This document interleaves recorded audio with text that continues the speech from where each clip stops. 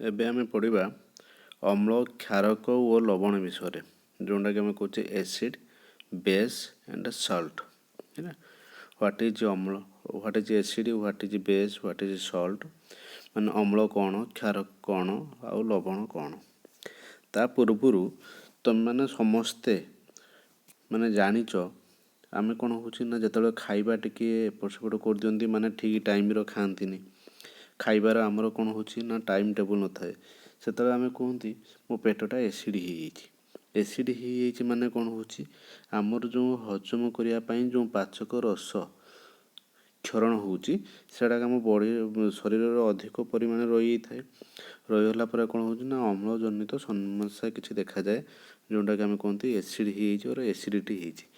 ସେଇ ଏସିଡ଼ିଟି ହେଇଯାଇଥାଏ ଯେତେବେଳେ ସେଇଟାକୁ ନ୍ୟୁଟ୍ରାଲାଇଜ୍ କରିବା ପାଇଁ, ପ୍ରଶମିତ କରିବା ପାଇଁ ଆମେ କ'ଣ କରନ୍ତି ନା କିଛି କ୍ଷାରକ ଖାଇଥାନ୍ତି। କ'ଣ ନା ଆମେ ଖାଇବା ସୋଡ଼ା ଟିକେ ପାଟିରେ ପକାଇଥାନ୍ତି, ନହେଲେ ଆମେ କ'ଣ କରନ୍ତି ପାନ ମଧୁରୀ ପାଟିରେ ପକାଇ ବି ଚୋବେଇ ଦିଅନ୍ତି, ନହେଲେ ଆମେ ଖାଇଦିଅନ୍ତି କ'ଣ ନା ଡାଇଜିନ୍ ବି ଖାଆନ୍ତି।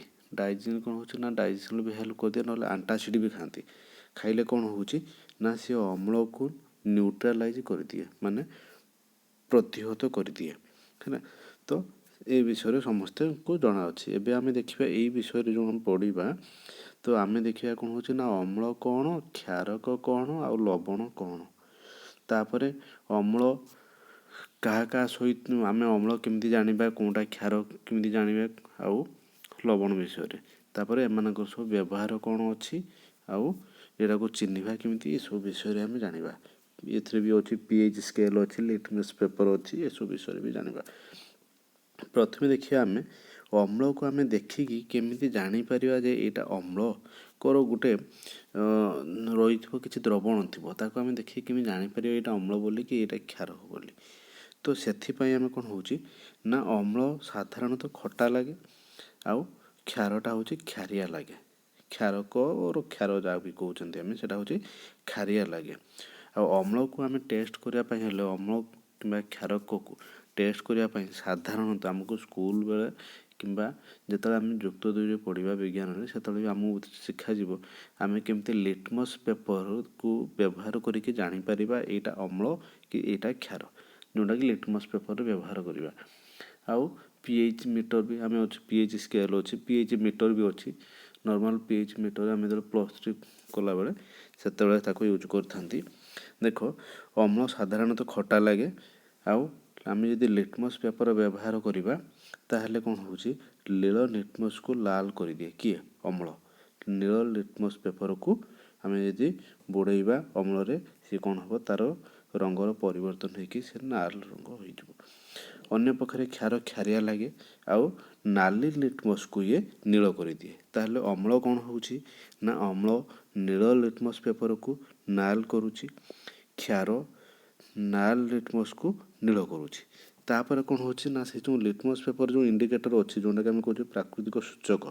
ଲିଟମସ୍ ପେପର ହେଉଛି କ'ଣ ନା ଲିଟମସ୍ଟା ହେଉଛି ଗୋଟେ ପ୍ରାକୃତିକ ସୂଚକ। କାହିଁକି ନା ଏଟାକୁ ଆମେ କେଉଁଠୁ ପାଉଛେ ନା ଗୋଟେ ପ୍ଲାଣ୍ଟରୁ ଏଟାକୁ ଆମେ ପାଉଛେ, ତ ସେଥିପାଇଁ ଆମେ କହୁଛେ ଏଟାକୁ କ'ଣ ହେଉଛି ନା ଗୋଟେ ପ୍ରାକୃତିକ ଇଣ୍ଡିକେଟରର ସୂଚକ। କିଛିଟା ପ୍ଲାଣ୍ଟ ଅଛନ୍ତି ଯେଉଁମାନଙ୍କର କ'ଣ ହେଉଛି ନା ସେମାନଙ୍କର ଦ୍ରବଣକୁ ଆମେ ନେଇକି, ସେମାନଙ୍କ ଯେଉଁ ଅଛି ବଡ଼ିରେ କିଛି ଅଛି କେମିକାଲ, ସେଇଟାକୁ ଆମେ ନେଇକି ତାକୁ ଆମେ ୟୁଜ୍ କରନ୍ତି। ସେଥିପାଇଁ ଆମେ କହୁଛନ୍ତି କ'ଣ ନା ପ୍ରାକୃତିକ ଇଣ୍ଡିକେଟର। ହେଲା, ତାହେଲେ ଦେଖ, ଆମେ ସାଧାରଣତଃ ଦେଖିବ ଆମର ଯେତେବେଳେ ରୋଷେଇ କରୁଛେ, ହଁ, କଢ଼େଇରେ ହଳଦୀ ଥିବ, ତାପରେ ଆମେ ଖାଇବା ସୋଡ଼ା ଯେତେବେଳେ ପକାଇ ଦେଉଛେ, ସେଇଟା କ'ଣ ହେଉଛି ନା ବାଦାମୀ ରଙ୍ଗ ହେଇଯାଉଛି। ଠିକ୍ ଅଛି, ତାପରେ ତାକୁ ଆମେ ଅଧିକ ତାପରେ ଧୋଇଦେଲେ ତ ସେଇଟା କଲର୍ ଚେଞ୍ଜ ହେଇଥିବ, ତାପରେ ଧୋଇ ଯାଉଛି। କିନ୍ତୁ ଆମେ ଯଦି ଦେଖିବା ଗୋଟେ ଧଳା ଲୁଗା, ତା ଦେହରେ ଯଦି ଆମେ କ'ଣ କରୁଛେ ନା କିଛି ତରକାରୀ ଦାଗ ରହିଗଲା, ତାପରେ ସାବୁନ ଯେତେବେଳେ ଲଗାଇ ଦେଉଛେ ସେଇଟା ବାଦାମୀ ହେଇଯାଉଛି।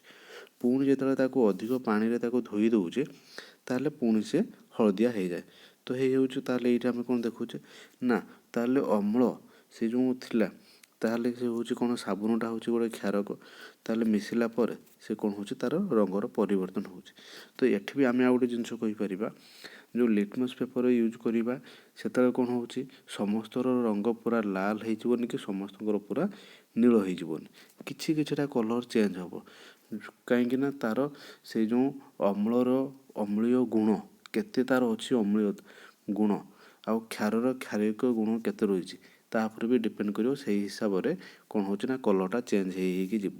ତାକୁ ସେଥିପାଇଁ ଆମେ କ'ଣ ହେଉଛି ନା ସେ ଇଣ୍ଡିକେଟର୍ ପେପର୍ ଯେଉଁ ଥିବ, ସୂଚକ ପେପର୍ ଯେଉଁ ଥିବ, କାଗଜ ଥିବ, ତା ଦ୍ୱାରା ଆମକୁ କ'ଣ କରିବାକୁ ପଡ଼ିବ ନା ଦେଖିବାକୁ ପଡ଼ିବ କେଉଁଟା କେତେ ରଙ୍ଗ ଚେଞ୍ଜ ହେଉଛି, ସେଇ ହିସାବରେ ତା'ର ପିଏଚ୍ କେତେ। ଠିକ୍ ଅଛି। ତାହେଲେ ଅମ୍ଳ ପରୀକ୍ଷା କରିବା ପାଇଁ ହେଲେ ଆମେ କ'ଣ କହୁଛେ ନା ମିଥାଇଲ୍ ଅରେଞ୍ଜ ବା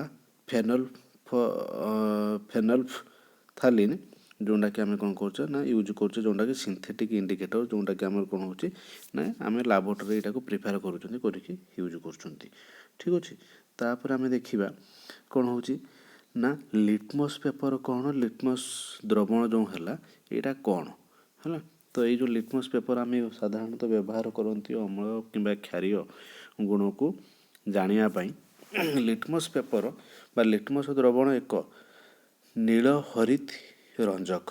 ନୀଳ ହରିତ ରଞ୍ଜକ ମାନେ ହେଉଛି ପର୍ପଲ୍ କଲର୍ ଦେଖାଉଥିବ। ଏହା ହେଉଛି କ'ଣ ନା ଥାଲୋଫାଇଟା ଶ୍ରେଣୀର ଶୈବାଳିକ। ଯେଉଁ ଆମେ ପଢ଼ିବା ଜୀବବିଜ୍ଞାନରେ ଯେତେବେଳେ ଆମେ ପଢ଼ିବା ଜୈବ ବିବିଧତା, ସେତେବେଳେ ଆମେ ପଢ଼ିବା ଥାଲୋଫାଇଟା, ବ୍ରାୟୋଫାଇଟା, ଟେରିଡୋଫାଇଟା। ପ୍ଲାଣ୍ଟ କିଙ୍ଗଡମ୍ ଅଛି, ତ ସେଠି ଆମେ କ୍ଲାସିଫିକେସନ୍ ଯେତେବେଳେ ପଢ଼ିବା ଥାଲୋଫାଇଟା ବିଷୟରେ ପଢ଼ିବା। ଇଏ ହେଉଛି କ'ଣ ଗୋଟେ ଲାଇକେନ୍ରୁ ନିଷ୍କାସନ ହୁଏ। ଏଇ ଯେଉଁ ଅଛି କ'ଣ ନା ପର୍ପଲ୍ କଲର୍ର ଡାଏ ଯେଉଁଟା ଏହା ଥାଲୋଫାଇଟା ଶ୍ରେଣୀର ଶୈବାଳ ବା ଲାଇକେନ୍ରୁ ଏହା କ'ଣ ହେଉଛି ମିଳିଥାଏ, ଯେଉଁଟାକି ଆମେ କ'ଣ କରୁଛନ୍ତି ନା ସୂଚକ ବା ଇଣ୍ଡିକେଟର୍ ହିସାବରେ ଏହାକୁ ବ୍ୟବହାର କରୁଛନ୍ତି। ଯେତେବେଳେ ଲିଟମସ୍ ଦ୍ରବଣ ଅମ୍ଳୀୟ କିମ୍ବା କ୍ଷାରୀୟ ନୁହେଁ, କ'ଣ ହେଉଛି ନା ଏହାର ବର୍ଣ୍ଣ ନୀଳ ଲୋହିତ ହୋଇଥାଏ। ତ ଲାଲ ବନ୍ଧାକୋବି ପତ୍ର, ହଳଦୀ ଓ କେତେକ ଫୁଲ କିଏ ନା ଯଥା ହାଇଡ୍ରାଜିନ୍, ପେଟୁନିଆ, ଜେରାନିୟମ୍ ପ୍ରଭୃତିଙ୍କର ପାଖୁଡ଼ା କ'ଣ ହେଉଛି ନା ପ୍ରଭୃତି ଅନେକ ପ୍ରାକୃତିକ ପଦାର୍ଥ ରହିଛି ଯାହା ଦ୍ରବଣରେ ଅମ୍ଳ ବା କ୍ଷାରର ଉପସ୍ଥିତି ସୂଚାଇଥାଏ। ତ ଏଗୁଡ଼ାକୁ ବି ଆମେ ନେଇକି ୟୁଜ୍ କରିପାରିବା, ବ୍ୟବହାର କରିପାରିବା ତା'ର ଅମ୍ଳୀୟ ଗୋଟେ ଦ୍ରବଣ ଅମ୍ଳୀୟ କିମ୍ବା କ୍ଷାର ସେଇଟା ଜାଣିବା ପାଇଁ ହେଲେ। ତାପରେ ଆମେ କହୁଛେ କ'ଣ ନା ଆମର ଗୋଟେ ଏଠି ପ୍ରଶ୍ନ, ତୁମକୁ 3ଟି ପରୀକ୍ଷା ନଳୀ ଦିଆଯାଇଛି, ସେଥିରେ ଗୋଟିକରେ ପାତିତ ଜଳ, ଅନ୍ୟ 2ଟିରେ ଯଥାକ୍ରମେ ଅମ୍ଳୀୟ ଦ୍ରବଣ ଆଉ କ୍ଷାରୀୟ ଦ୍ରବଣ ଅଛି। ତେବେ ତୁମେ କେବଳ ଲିଟମସ୍ କାଗଜ ଦିଆଯାଇଛି। ତାହେଲେ ଆମେ ଏଇଠୁ କ'ଣ କରିବା, କେମିତି ଜାଣିବା କେଉଁଟା ଅମ୍ଳୀୟ କେଉଁଟା କ୍ଷାରୀୟ? ନା ଆମେ କହୁଛେ ଅମ୍ଳ ନୀଳ ଲିଟମସ୍ ପେପରକୁ ଲାଲ କରିଦିଏ, କ୍ଷାର ଲାଲ ଲିଟମସ୍ ପେପରକୁ ନୀଳ କରିଦେବ। ଆଉ ଯେଉଁଟା କେବଳ ପାଣି ଅଛି, ଜଳ ଅଛି, ସେଥିରେ କ'ଣ ହେଉଛି ପାତିତ ଜଳ ଅଛି, ଯେଉଁଟାକି କ'ଣ ହେଉଛି ତା'ର କିଛି ପରିବର୍ତ୍ତନ ହେବନି, ତାହେଲେ ସିଏ କ'ଣ ହୋଇଥିବ ନା ନ୍ୟୁଟ୍ରାଲ୍ ଥିବ। ଠିକ୍ ଅଛି। ତାହେଲେ କ'ଣ ହେଉଛି ଗୋଟେ ଥିବ ଏସିଡ଼୍, ଗୋଟେ ହେଉଛି ବେସ୍, ଆଉ ଗୋଟେ ଥିବ ନ୍ୟୁଟ୍ରାଲ୍, ତା'ର କିଛି ଏସିଡ଼୍ ପ୍ରପର୍ଟି ନଥିବ କି ବେସିକ୍ ପ୍ରପର୍ଟି ନଥିବ। ଠିକ୍ ଅଛି। ତାହେଲେ କେମିତି ଜାଣିବା? ତାହେଲେ ଆମେ ସେଇଠୁ କ'ଣ କରିପାରିବା ନା ତା'ର କଲର୍ ଚେଞ୍ଜ ହେଲେ ଜାଣିପାରିବା। ଯଦି କଲର୍ ଚେଞ୍ଜ ହେଉଛି, କଲର୍ ଚେଞ୍ଜ ଯଦି ହେଇକି ତାହେଲେ କ'ଣ ହେଉଛି ନା ଯଦି ନୀଳ ଲିଟମସ୍ଟା ଲାଲ ହେଉଛି, ଆମେ ଜାଣିବା ଯେ ଏଟା ହେଉଛି ଅମ୍ଳ ବୋଲି, କିମ୍ବା ଲାଲ ଲିଟମସ୍ଟା ଯଦି ନୀଳ ହେଉଛି ତାହେଲେ ଆମେ ଜାଣିବା ଏଇଟା କ୍ଷାର ବୋଲି। ଏବେ ଦେଖିବା ଅମ୍ଳ କ୍ଷାରକର ରାସାୟନିକ ଧର୍ମ କ'ଣ କ'ଣ ସବୁ ଥାଇପାରେ, ମାନେ ୟାର କେମିକାଲ ପ୍ରପର୍ଟି କ'ଣ ଅଛି, ଆମେ ଅମ୍ଳ କ୍ଷାର ବିଷୟରେ ଜାଣିବା। ତ ଦେଖ ପରୀକ୍ଷାଗାରରେ ଅମ୍ଳ ଓ କ୍ଷାରକ, ହଁ ଏଠି ଆଉ ଗୋଟେ ମୁଁ କଥା କହିବି, ଏଇଗୁଡ଼ାକ ଆମର ହାଇସ୍କୁଲ ଲେବୁଲରେ ତ କିଛି ଆମର ପ୍ରାକ୍ଟିକାଲ ହୁଏନି, ପରୀକ୍ଷାମୂଳକ କିଛି ଦେଖାଯାଏନି। ବହୁତ କମ୍ ବିଦ୍ୟାଳୟ ଅଛି ଯେଉଁଥିରେ କି ଆମର କ'ଣ ହେଉଛି ନା ୟା ଭିତରେ ଦେଖା ହେଉଛି, ମାନେ ପ୍ରାକ୍ଟିକାଲି ଯେଉଁଟାକି ଆମର ପରୀକ୍ଷାଗାର ଅଛି, ପରୀକ୍ଷା କରିକି ଦେଖାହେଉଛି। ଆଉ ଯେଉଁଠି ବି ଆମେ ଯଦି କ'ଣ କରୁଛେ ନା ପରୀକ୍ଷାଗାରରେ ପରୀକ୍ଷା କରିକି ଦେଖୁଛେ, ଏଇ ଯେଉଁ ଅମ୍ଳ କ୍ଷାର ଏସିଡ଼୍ ବେସ୍ ଉପରେ ଯେତେବେଳେ ଆମେ ଏକ୍ସପେରିମେଣ୍ଟ କିଛି କରନ୍ତି, ସେତେବେଳେ ଆମେ କ'ଣ କରିବା ଦରକାର ନା ଲ୍ୟାବ୍ କୋଟ୍ ବ୍ୟବହାର କରିବା ଦରକାର, ଗ୍ଲୋଭ୍ସ ବି ବ୍ୟବହାର କରିବା ଦରକାର। ଆଉ ଶ୍ରେଣୀ ଶିକ୍ଷକଙ୍କ ଉପସ୍ଥିତିରେ କିମ୍ବା ଏଇ ଯେଉଁ ଆମର ଏଇ ଯେଉଁ ଏକ୍ସପେରିମେଣ୍ଟ କରୁଥିବେ ଯେଉଁ ସାର୍, ସେମାନଙ୍କର ଉପସ୍ଥିତିରେ ଆମେ ଏଇସବୁ ଏକ୍ସପେରିମେଣ୍ଟ କରିବା ଦରକାର। କାହିଁକି ନା ଯଦି କିଛି ଏସିଡ଼୍ ଆମ ଦେହରେ ପଡ଼ିଗଲା, ତାହେଲେ ଆମର ସେ ଜାଗାଟା କ'ଣ ହେଉଛି ନା ପୋଡ଼ିଯିବ, ତେଣୁକରି ଏଥିପାଇଁ ସତର୍କତା ଅବଲମ୍ବନ କରିବା ଦରକାର। ଠିକ୍ ଅଛି। ଏବେ ଦେଖିବା ଆମେ କ'ଣ ହେଉଛି ନା ଏଠି ବିଜ୍ଞାନ ନିମ୍ନଲିଖିତ କିଛିଟା ନମୁନା ଗୁଡ଼ିକ ସଂଗ୍ରହ କରାହେଇଛି। କ'ଣ କରାହେଇଛି ନା hydrochloric acid, sulphuric acid, nitric acid, acetic acid, sodium hydroxide, calcium hydroxide, potassium hydroxide, magnesium hydroxide, ammonium hydroxide ଏଗୁଡ଼ା ସବୁ ରହିଛି।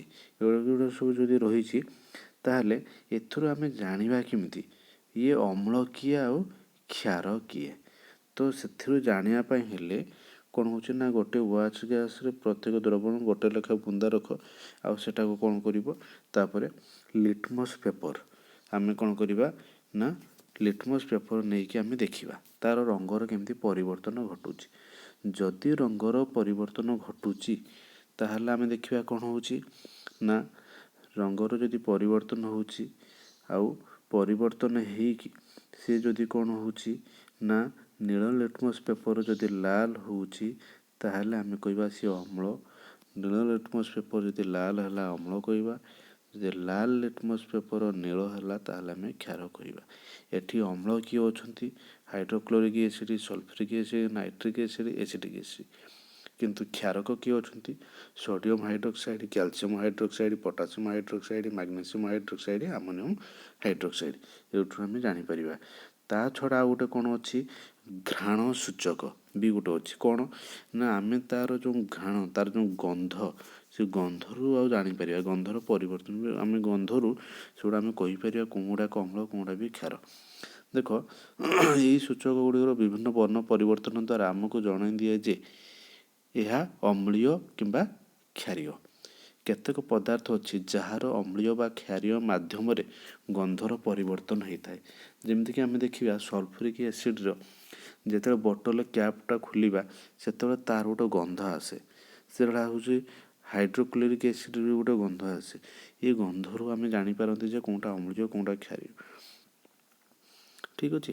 ତାପରେ ଦେଖିବା କ'ଣ ହେଉଛି ସେଇଭଳି ଆମେ ଦେଖିବା କ'ଣ ହେଉଛି ନା ପିଆଜ ସପୋଜ ଆମେ କ'ଣ କରିବା ନା ପିଆଜ ଦେଖିବା ତା ଦେହରେ ଅମ୍ଳ ଅଛି କ୍ଷାର ଅଛି ନା ତାକୁ ସରୁ ସରୁ କରି କାଟିକି ଗୋଟେ ପତଳା ଲୁଗା ପଟିରେ ତାକୁ କ'ଣ କରିବା ରଖିକି ଗୋଟେ କ'ଣ ହେଉଛି ପ୍ଲାଷ୍ଟିକ୍ ବ୍ୟାଗ୍ ଭିତରେ ରଖିଦେଲେ ବାନ୍ଧିକି ରଖିକି ଗୋଟେ ଦିନ ଫ୍ରିଜ୍ରେ ରଖିଦେଲେ ତାପରଦିନ ଦେଖିବା ଲୁଗା ପଟିରେ କ'ଣ ହେଉଛି ଅମ୍ଳ ବା କ୍ଷାର ପରୀକ୍ଷା କରିବା ପାଇଁ ସେଥିରେ କ'ଣ କରିବା ତା'ର ଗନ୍ଧ ସହିତ ଫାଷ୍ଟ ଦେଖିବା କେମିତି ସ୍ମେଲ୍ କରୁଛି, ଗନ୍ଧ କେମିତି ହେଉଛି।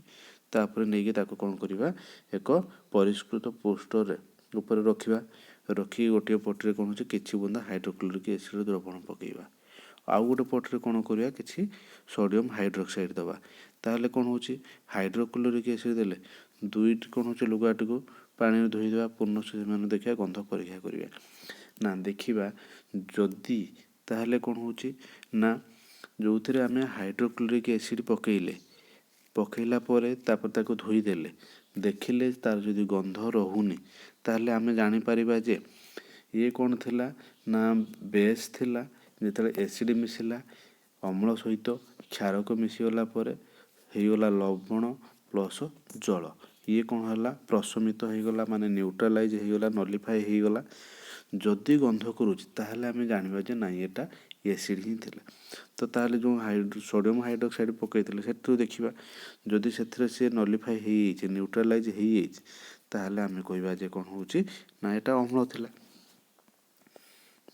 ଏବେ ଦେଖ ନମୁନା ଦ୍ରବଣ ଲିଟମସ୍ ଦ୍ରବଣ ଆଉ ଲାଲ ଲିଟମସ୍ ଏଇଟା ଭୁଲ ଲେଖା ହେଇଛି ସ୍ପେଲିଂ ମିଷ୍ଟେକ୍ ହେଇଛି ଲଲ୍ ଲେଖା ହେଇଛି ଲାଲ ଲିଟମସ୍ ଦ୍ରବଣ ନୀଳ ଲିଟମସ୍ ଦ୍ରବଣ ଆଉ ଆମେ ଏଇସବୁ ଦ୍ରବଣ ନେଇକି ଆମେ କ'ଣ କରିପାରିବା ନା ଦେଖିପାରିବା। ତୁମେ କିଛି ବି ନିଜର କ'ଣ ହେବ ନା ଦ୍ରବଣ କଲେକ୍ସନ୍ କରିକି ସେଥିରେ ଦେଖିପାରିବ।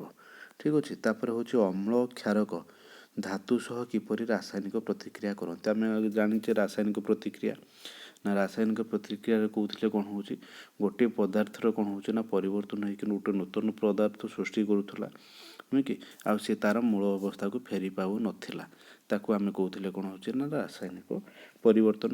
ଆଉ ସେଇ ଯେଉଁ ପ୍ରକ୍ରିୟାଟା ହେଉଥିଲା ତାକୁ ହେଉଥିଲା ରାସାୟନିକ ପ୍ରତିକ୍ରିୟା। ଠିକ୍ ଅଛି। ତ ଏଠି ଦେଖ ଏଠି ତୁମ ପାଇଁ କିଛିଟା କାମ ଦିଆହେଇଛି, ଏଇଟା ଦେଖିକି ତ ପଢ଼ିକି ତୁମେ କ'ଣ କରିପାରିବ ନା ବୁଝିପାରିବ। ଏଇ ଯେଉଁ ସବୁବେଳେ ଆଉ ଗୋଟେ ଜିନିଷ ମୁଁ କହିବି ନା ପଢ଼ିଲା ବେଳେ ତୁମେ କ'ଣ କରିବ ନା ରାସାୟନିକ ସମୀକରଣକୁ ସବୁବେଳେ ମନେ ରଖିବ, କାରଣ ରାସାୟନିକ ପ୍ରତିକ୍ରିୟା ଚାପ୍ଟର ହେଲା କିମ୍ବା ଅମ୍ଳ କ୍ଷାର ଆଉ ଲବଣ ଚାପ୍ଟର ଏଥିରେ କ'ଣ ହେଉଛି ନା ଯେତିକି ଆମର କ'ଣ ହେଉଛି ରାସାୟନିକ ମାନେ ଯେଉଁଟାକି କ'ଣ ହେଉଛି କେମିଷ୍ଟ୍ରି ରିଲେଟେଡ଼ ରହୁଛି, ରାସାୟନିକ ସମୀକରଣ ରିଲେଟେଡ଼ ହେଲା, ରାସାୟନିକ ପ୍ରତିକ୍ରିୟା ହେଲା, ତ ଏଇସବୁ ଚାପ୍ଟର ଗୁଡ଼ିକରେ କ'ଣ ହେଉଛି ନା ତୁମେ ବେଶୀ ପ୍ରାୟୋରିଟି ଦେବ, ଫୋକସ୍ କରିବ କେଉଁଥିରେ ନା ସମୀକରଣ ଲେଖିବା ପାଇଁ। ସମୀକରଣ ଲେଖିକି ଯଦି ତୁମେ ତାପରେ କ'ଣ କରିବ, ତାକୁ ବର୍ଣ୍ଣନା କରିବ, ତୁମେ ଭଲ ବି ମାର୍କ ପାଇବ ଆଉ ତୁମ ଇଜିଲି କ'ଣ ହେବ ତୁମର ମନେ ରହିପାରିବ। ଆଉ ସବୁବେଳେ ଚେଷ୍ଟା କରିବ କ'ଣ ହେଉଛି ନା ଏଇଭଳିଆ ଡାଇଗ୍ରାମ୍ କରିକି ବୁଝିବା ପାଇଁ। ତ ଡାଇଗ୍ରାମ୍ କରିକି ବୁଝେଇଲେ ନିଜେ ବି ଭଲସେ ବୁଝିପାରିବ ଆଉ ଭଲସେ ଲେଖିପାରିବ। ଦେଖ, ତ ଆମେ ଏଠି କ'ଣ ପଢ଼ିବା ନା ଆମେ କହୁଥିଲେ ପଢ଼ିବା ଅମ୍ଳ କ୍ଷାରକ। ଅମ୍ଳ ଓ କ୍ଷାରକ ଧାତୁ ସହିତ କିପରି ରାସାୟନିକ ପ୍ରତିକ୍ରିୟା କରନ୍ତି। ତ ଯେଉଁଟାକି କ'ଣ ହେଉଛି କେମିତି ରିଆକ୍ସନ୍ କରୁଛନ୍ତି, କ'ଣ ହେଉଛି ସେ ବିଷୟରେ ଆମେ ଦେଖିବାକୁ ପଡ଼ିବ। ତାହେଲେ କ'ଣ ହେଉଛି ନା ରାସାୟନିକ ପ୍ରତିକ୍ରିୟା ଜାଣିବା ଧାତୁଟି ଅମ୍ଳ ଗୁଡ଼ିକରୁ ହାଇଡ୍ରୋଜେନ୍ ଅପସାରଣ ଫଳରେ ହାଇଡ୍ରୋଜେନ୍ ଗ୍ୟାସ୍ ଉତ୍ପନ୍ନ ହେଉଛି। ଧାତୁଟି ଅମ୍ଳର ଅବଶିଷ୍ଟ ଅଂଶ ମିଳିତ ହୋଇ ଏକ ଯୌଗିକ ଉତ୍ପନ୍ନ କରୁଛି, ଏହାକୁ ଲବଣ କୁହାଯାଏ ବା କହନ୍ତି। ତାହେଲେ ଆମେ ଦେଖିବା କ'ଣ ନା ଗୋଟିଏ ଧାତୁର ଅମ୍ଳ ସହିତ ରାସାୟନିକ ପ୍ରତିକ୍ରିୟା ହେଲେ କ'ଣ ହେଉଛି, ଏଇଟା ସଂକ୍ଷେପରେ ଆମେ ଯେଉଁଟା ଲେଖା ହେଇଛି, ଯେତେବେଳେ ଗୋଟେ ଧାତୁ ଅମ୍ଳ ସହିତ ରାସାୟନିକ ପ୍ରତିକ୍ରିୟା କରୁଛି ସେତେବେଳେ କ'ଣ ହେଉଛି ଲବଣ ହେଉଛି ଆଉ ହାଇଡ୍ରୋଜେନ୍ ଗ୍ୟାସ୍ ଯେଉଁଟାକି ଉତ୍ଜାନ ଗ୍ୟାସ୍ ରିଲିଜ୍ ହେଉଛି। ଦେଖ ଏଠି କ'ଣ ହେଇଛି ନା ଆମେ ଏଇ ବହିରେ ସବୁ ଦେଖୁଛେ ବହୁତ ଜାଗାରେ କ'ଣ ହେଇଛି କିଛିଟା ଇଂଲିଶ ଟର୍ମ ଲେଖା ହେଇଛି, କିଛିଟା କ'ଣ ହେଉଛି ନା ଓଡ଼ିଆରେ ବି ଲେଖା ହେଇଛି, କେଉଁ ଜାଗାରେ ଇଂଲିଶରେ ଲେଖା ହେଇଛି, କେଉଁଟା ଗୋଟେ ଓଡ଼ିଆ ଲେଖା ହେଇଛି। ଏଠି ହାଇଡ୍ରୋଜେନ୍ ଗ୍ୟାସ୍ ଲେଖା ହେଲା, କିଛି ଜାଗାରେ ବି ଉଦ୍ଜାନ ଗ୍ୟାସ୍ ବି ଲେଖା ହେଉଛି। ତେଣୁକରି ତୁମେ ସବୁବେଳେ ଚେଷ୍ଟା କରିବ ଯେ ଆଇଦର ଓଡ଼ିଆ ନହେଲେ ଇଂଲିଶ ବି ଲେଖିବା ପାଇଁ, ଆଉ ସବୁବେଳେ ଇଂଲିଶ ଟର୍ମ ବି ମନେ ରଖିବା ଦରକାର। ତାହେଲେ ଦେଖ ଏବେ ଆମେ ଦେଖିବା କ'ଣ ହେଉଛି ନା ଆମେ କହିଲେ ଅମ୍ଳ ଯେତେବେଳେ ଧାତୁ ସହିତ ରାସାୟନିକ ପ୍ରତିକ୍ରିୟା କରୁଛି ସେତେବେଳେ ଲବଣ ଆଉ ହାଇଡ୍ରୋଜେନ୍ ଗ୍ୟାସ୍ କ'ଣ ହେଉଛି ନା ନିର୍ଗତ ହେଉଛି। ଠିକ୍ ଅଛି। ତାହେଲେ ଏଇଠି ଦେଖ କ'ଣ ହେଇଛି ନା ଯେତେବେଳେ ସୋଡ଼ିୟମ୍ ହାଇଡ୍ରୋକ୍ସାଇଡ଼୍ ଜିଙ୍କ ସହିତ ରାସାୟନିକ ପ୍ରତିକ୍ରିୟା କଲା ସେତେବେଳେ କ'ଣ ହେଉଛି ନା ଦେଖ ସୋଡ଼ିୟମ୍ ଜିଙ୍କେଟ୍ ହେଉଛି ଆଉ ହାଇଡ୍ରୋଜେନ୍ ଗ୍ୟାସ୍ ରିଲିଜ୍ ହେଉଛି। ତାହେଲେ ଏଠି କହିପାରିବ କ'ଣ ହେଉଛି ନା ଯେତେବେଳେ ଏଠି ହେଉଛି କ'ଣ ହେଉଛି ନା କ୍ଷାର, ଇଏ ହେଇଥିଲା କ'ଣ ନା ଅମ୍ଳ କ'ଣ ହେଇଥିଲା ନା ଏଇଟା ହେଉଛି ସୋଡ଼ିୟମ୍ ହାଇଡ୍ରୋକ୍ସାଇଡ଼୍ ହେଉଛି ଗୋଟେ କ୍ଷାରକ। ଠିକ୍ ଅଛି। ତାହେଲେ କ'ଣ କରିପାରିବ ନା ଏହି ରାସାୟନିକ ପ୍ରତିକ୍ରିୟାରେ ହାଇଡ୍ରୋଜେନ୍ ଉତ୍ପନ୍ନ ହେଉଛି, କିନ୍ତୁ ସବୁ ଧାତୁ ସହିତ ଏହି ଧରଣର ରାସାୟନିକ ପ୍ରତିକ୍ରିୟା ସମ୍ଭବ ହୁଏନି। ତାହା ମାନେ କିଛି କିଛି ଜାଗାରେ ହୁଏ, ସବୁ ଜାଗାରେ ଆମେ କହିପାରିବାନି ଯେ ଏମିତି ହୁଏ ବୋଲି। ଠିକ୍ ଅଛି।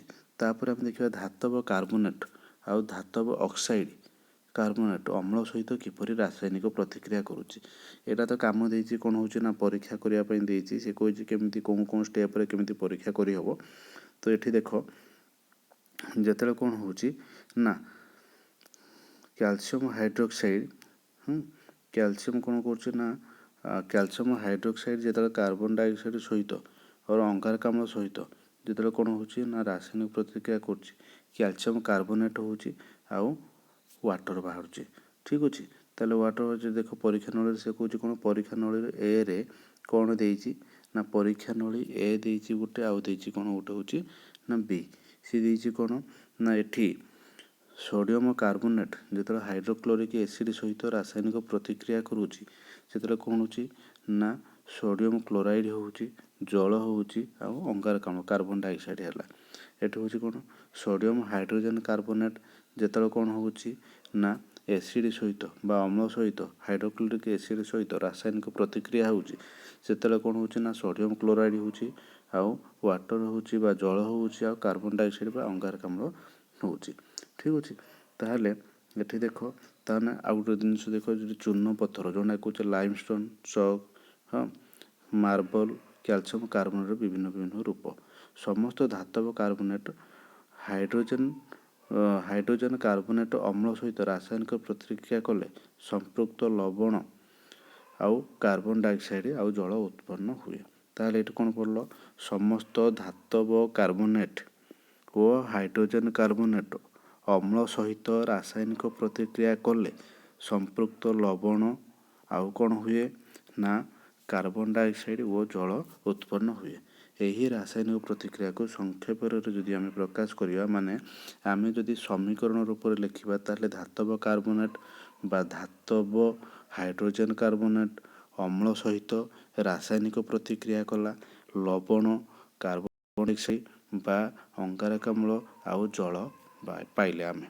ତାହେଲେ ସବୁବେଳେ ତୁମେ କ'ଣ କରିବ ନା ଏଇ ଯେଉଁ ପଏଣ୍ଟଟା ଆମର ଯେଉଁ ରହିଛି ଆମେ କହୁଛେ କ'ଣ ନା ଧାତବ କାର୍ବୋନେଟ୍ ବା ଧାତବ ହାଇଡ୍ରୋଜେନ୍ କାର୍ବୋନେଟ୍ ଅମ୍ଳ ସହିତ ରାସାୟନିକ ପ୍ରତିକ୍ରିୟା କିପରି କରୁଛି ବା କଲେ କ'ଣ ହେଉଛି, ଏଇ ପଏଣ୍ଟରେ ଗୋଟେ ହେଡ଼ିଂ ଦେଇକି ତୁମେ କ'ଣ କରିବ ନା ଲେଖିଦେବ ଧାତବ କାର୍ବୋନେଟ୍ ବା ଧାତବ ହାଇଡ୍ରୋଜେନ୍ କାର୍ବୋନେଟ୍ ଯେତେବେଳେ ରାସାୟନିକ ପ୍ରତିକ୍ରିୟା କରୁଛି ଅମ୍ଳ ସହିତ ତାହା କ'ଣ କରୁଛି ନା ରାସାୟନିକ ପ୍ରତିକ୍ରିୟା ହୋଇ ସେମାନଙ୍କ ଭିତରେ ଲବଣ କାର୍ବନ ଡାଇଅକ୍ସାଇଡ୍ ବା ଅଙ୍ଗାରକାମ୍ଳ ଓ ଆମେ ଜଳ ପାଉଛେ।